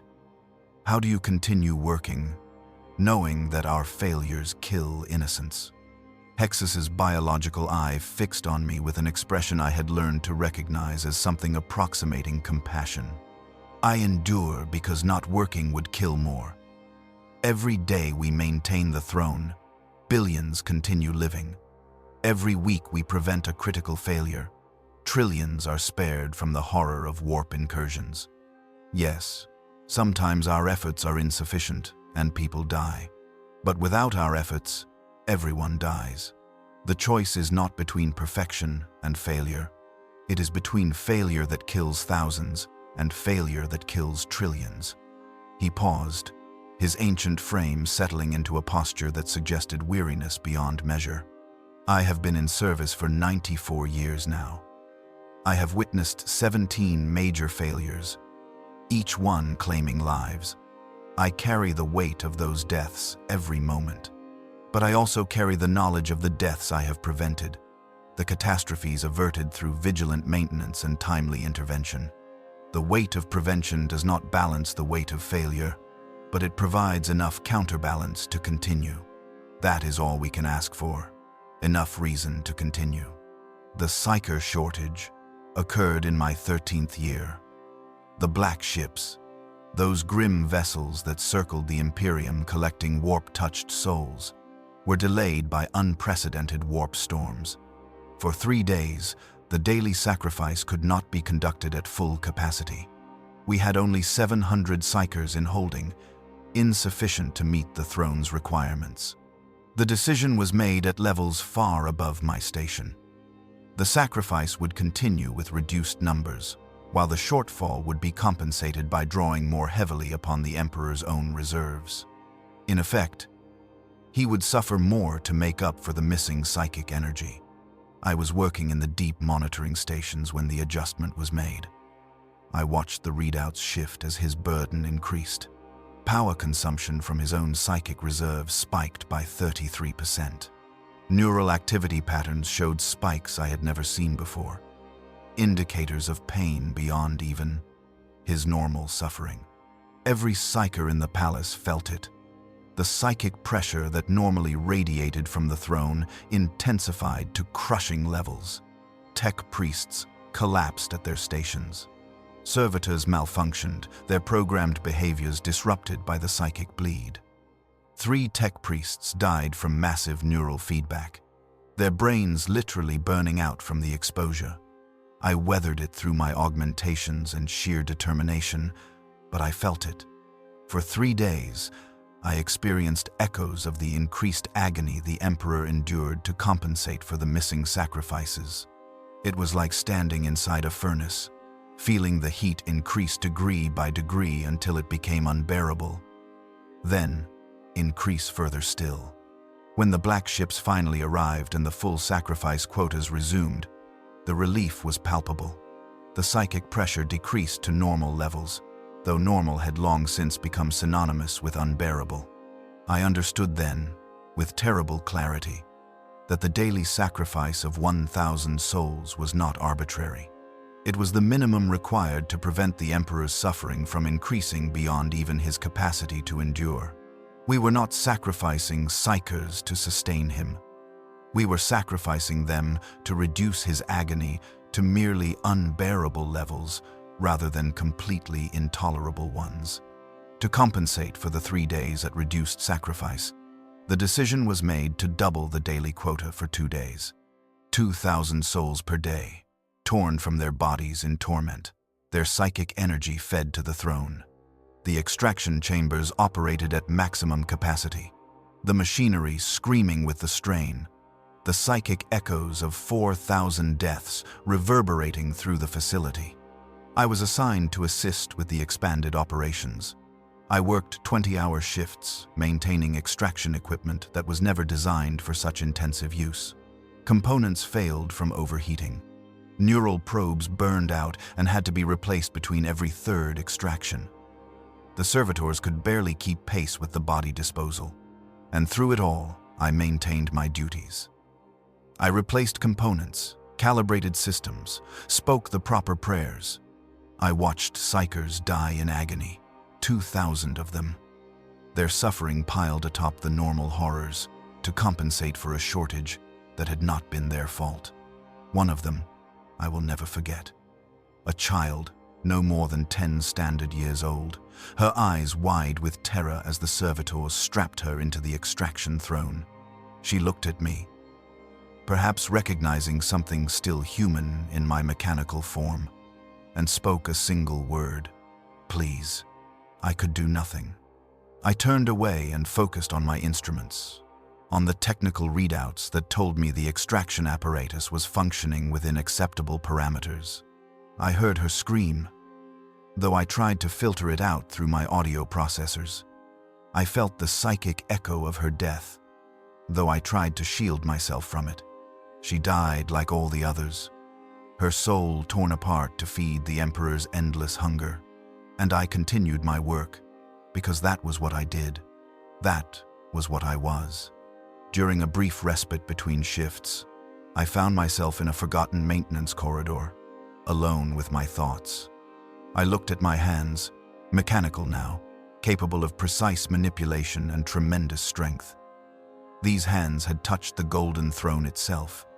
These hands maintained the systems that sustained the Emperor. These hands had indirectly caused the deaths of countless innocents. Were they blessed or cursed? Was I servant or monster? Did the distinction even matter anymore? Kael died in my 14th year. I had continued to work alongside him occasionally, when my duties took me to the irradiated sectors. His health had declined steadily, the radiation exposure accumulating beyond his body's capacity to repair. His hands shook constantly. His skin had taken on a grayish pallor. He moved like a man decades older than his actual age. They assigned him to clear a coolant blockage in a heavily contaminated zone, a task that carried a radiation dose incompatible with continued life. He knew it. I knew it. Everyone knew it. But the blockage needed clearing, and expendable workers existed to be expended. I found him in the Medicae Bay 3 days after his final assignment. The radiation sickness had progressed to its terminal phase. His body was shutting down, organ by organ, system by system. He lay on a Medicae slab, his breathing labored, his eyes struggling to focus.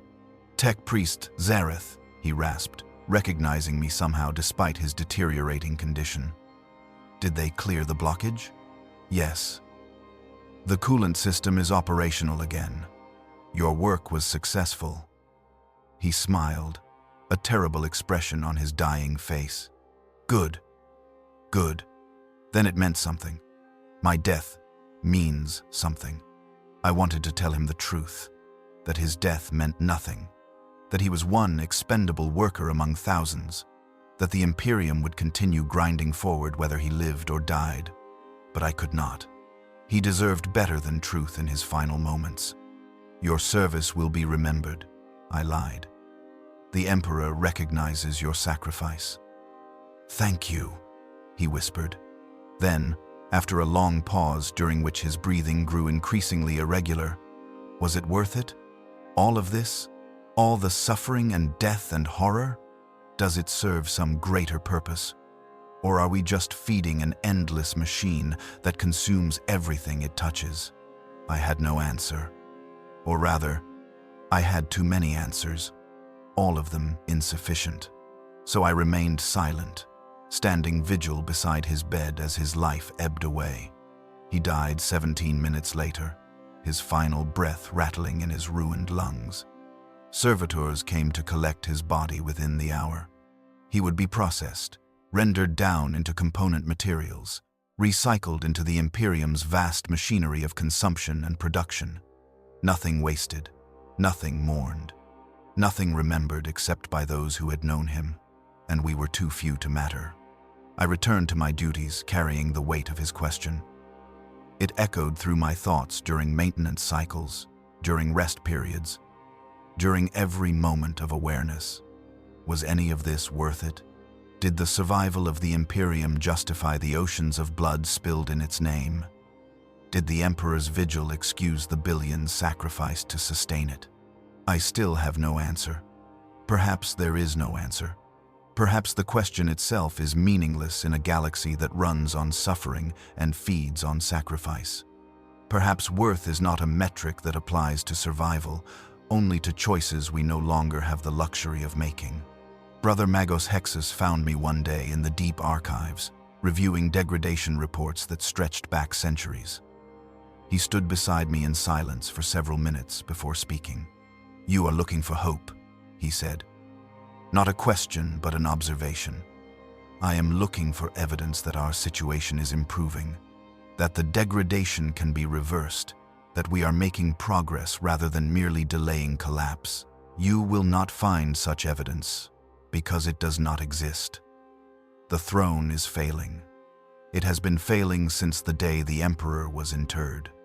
We slow the failure through constant maintenance and eternal vigilance, but we cannot stop it. No one can. Then why continue? If failure is inevitable, if everything we do merely postpones the end by days or years, why sacrifice so much for so little?" Hexus turned his ancient gaze upon me, his biological eye still capable of tremendous expression, despite the decades of augmentation surrounding it. "Because those days and years contain lives. Because every hour we buy is an hour in which children are born, in which families live, in which humanity continues its existence across a million worlds. Because the alternative to postponing the end is accepting it, and that we will never do. We serve not because we believe in victory, but because we refuse to surrender." He placed one mechanical hand on my shoulder, the gesture awkward but sincere. I have carried this knowledge for 94 years. It has not grown lighter. It has not become easier to bear. But I carry it still because the moment I set it down, the moment any of us abandon our posts, the throne fails faster. Our suffering has meaning only in the aggregate, only in its totality. Individually, we are nothing. Together, we are the only thing standing between humanity and extinction. He left me then, returning to his endless duties. And after several more minutes reviewing reports that confirmed everything he had said, I returned to mine as well, because he was right. Failure was inevitable, but surrender was impossible. So we continued, all of us, maintaining the throne through our sacrifices and suffering, buying hours and days and years at costs that could never be calculated or justified. We continued because that was what we were, not humans anymore. Perhaps not even truly alive, but something else, something necessary, something that would endure until the end came, or until we died in service, whichever arrived first. The work continued. It always continued. That was the only certainty remaining. My promotion to Senior Maintenance Authority came in my 23rd year of service. Brother Magus Hexus had finally succumbed to the accumulated damage of his long service, his biological components failing beyond even our ability to sustain. His last act was to recommend me as his successor, and the Fabricator General's office approved the appointment without question. I was now responsible for coordinating maintenance operations across 17 sectors, managing 340 tech priests and thousands of servitors and menial workers. By this point, I was 96% mechanical. My brain remained organic, housed in an armored case and suspended in preservative fluids. A small section of my spine provided structural foundation for the neural interfaces. Everything else was machine, blessed steel, and sacred circuitry. I barely remembered being human. The memories existed in my biological neurons, but they felt distant, disconnected from my current existence.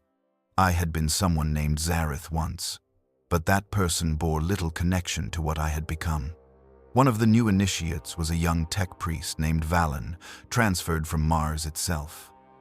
She possessed exceptional technical skills and an unfortunate tendency toward questioning. Tech-Priest Zareth, she addressed me during her second month of service. I have been reviewing the long-term degradation reports. The projections suggest catastrophic failure within 150 years. Yet I see no contingency planning, no research into alternative solutions. Why? I have 2IWT. Why? Because alternatives do not exist, I replied. The finest minds of the Mechanicus have sought solutions for 10 millennia. The Emperor himself designed the Golden Throne using Dark Age technologies we no longer comprehend. If he could not devise a better system, what hope do we have? Then what is the point? If failure is certain, why sacrifice so much?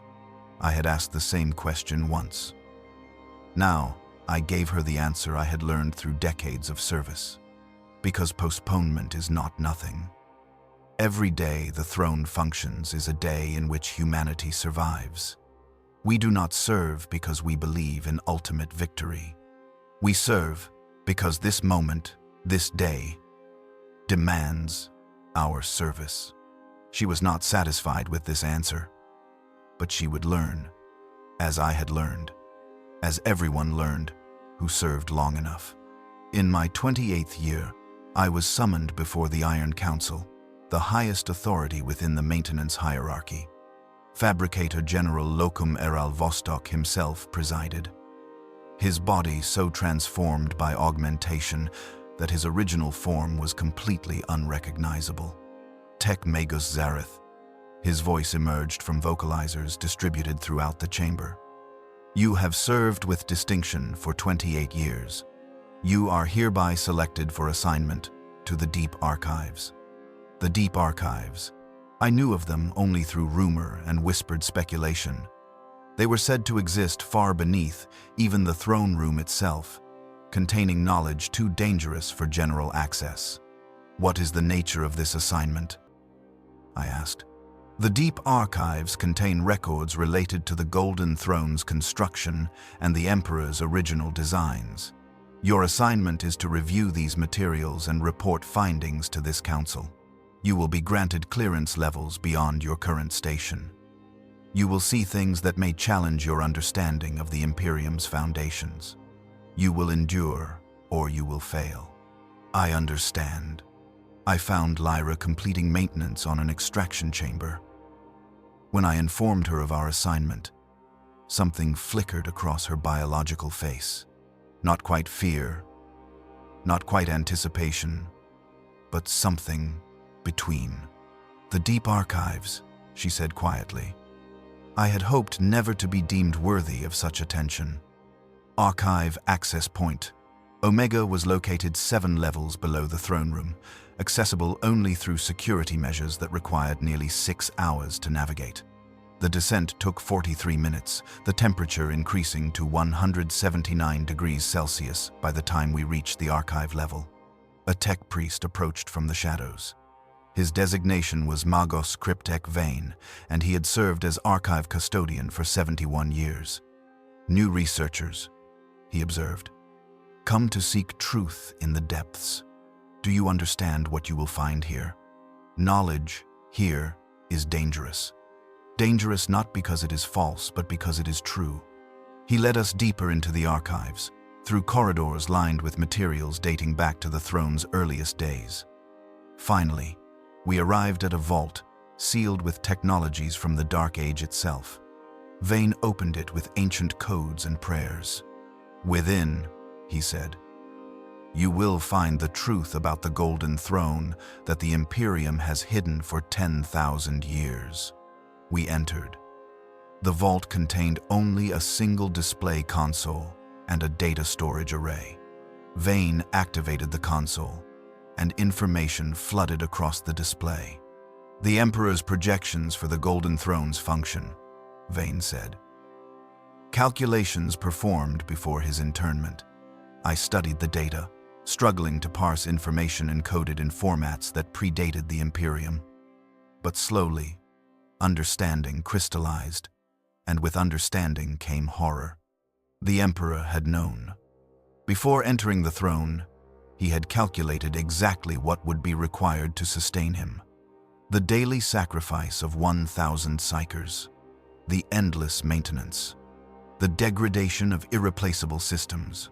And he had known something else. The throne was never designed as a permanent solution, Vane said. It was designed as a temporary measure, meant to sustain the Emperor for approximately 200 years while humanity stabilized after the heresy. Within that time, his body was expected to heal, and he would emerge restored. But 10,000 years have passed, Lyra said. Yes, the throne has exceeded its design parameters by 9,800 years.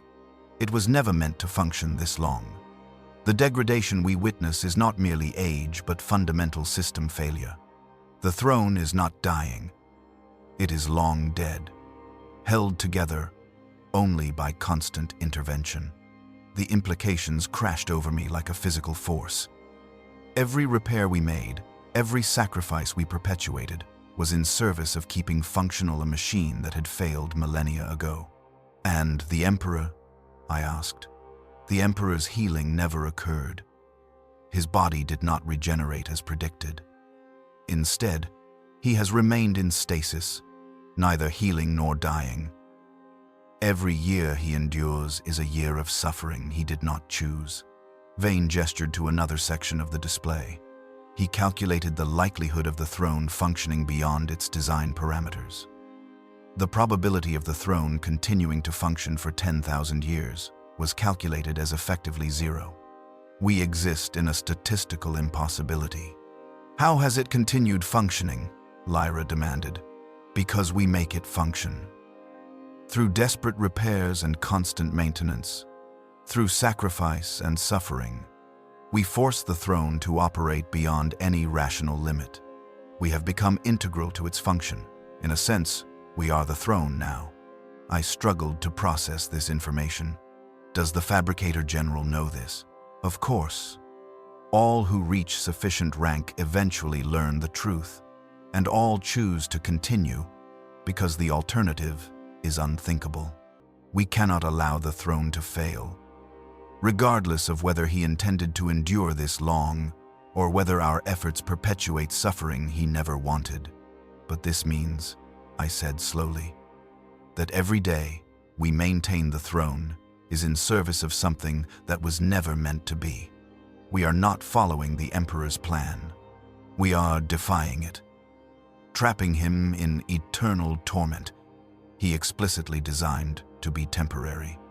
Yes, Vane agreed. That is the truth. We are not his faithful servants. We are his jailers, binding him in chains of our own making, refusing to release him because his release means our destruction. Lyra made a sound that might have been a sob. Then what do we do? There is no right choice, I said. There is only the choice between certain extinction and probable extinction. We continue because stopping means immediate catastrophe. We spent 3 days in the deep archives, reviewing the Emperor's designs, his calculations, his projections, and we saw his final assessment, written in his own hand. If the throne continues beyond its designed function, if my suffering extends beyond reasonable endurance, then those who maintain me must make the choice I cannot. Mercy or necessity. I trust them to choose wisely, though I know the weight of that choice may break them. He had known. He had given us permission to choose his death if his suffering became too great. But he had also known that we would not, that we could not. We returned to the surface, carrying knowledge we could never share.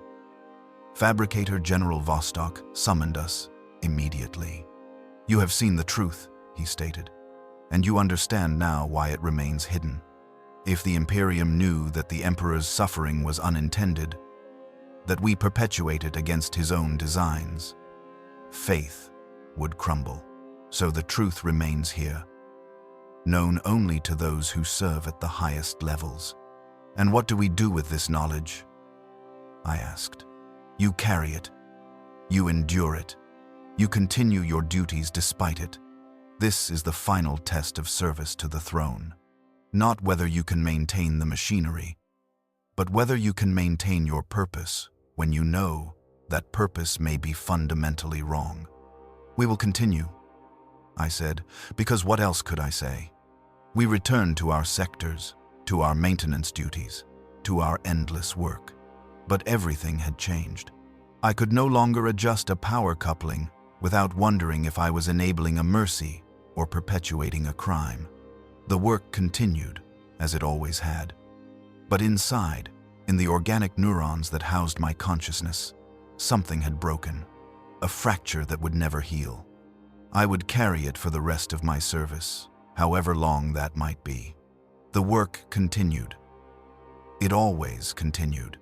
I stand now before the Golden Throne once more, 53 years after my first descent into these depths.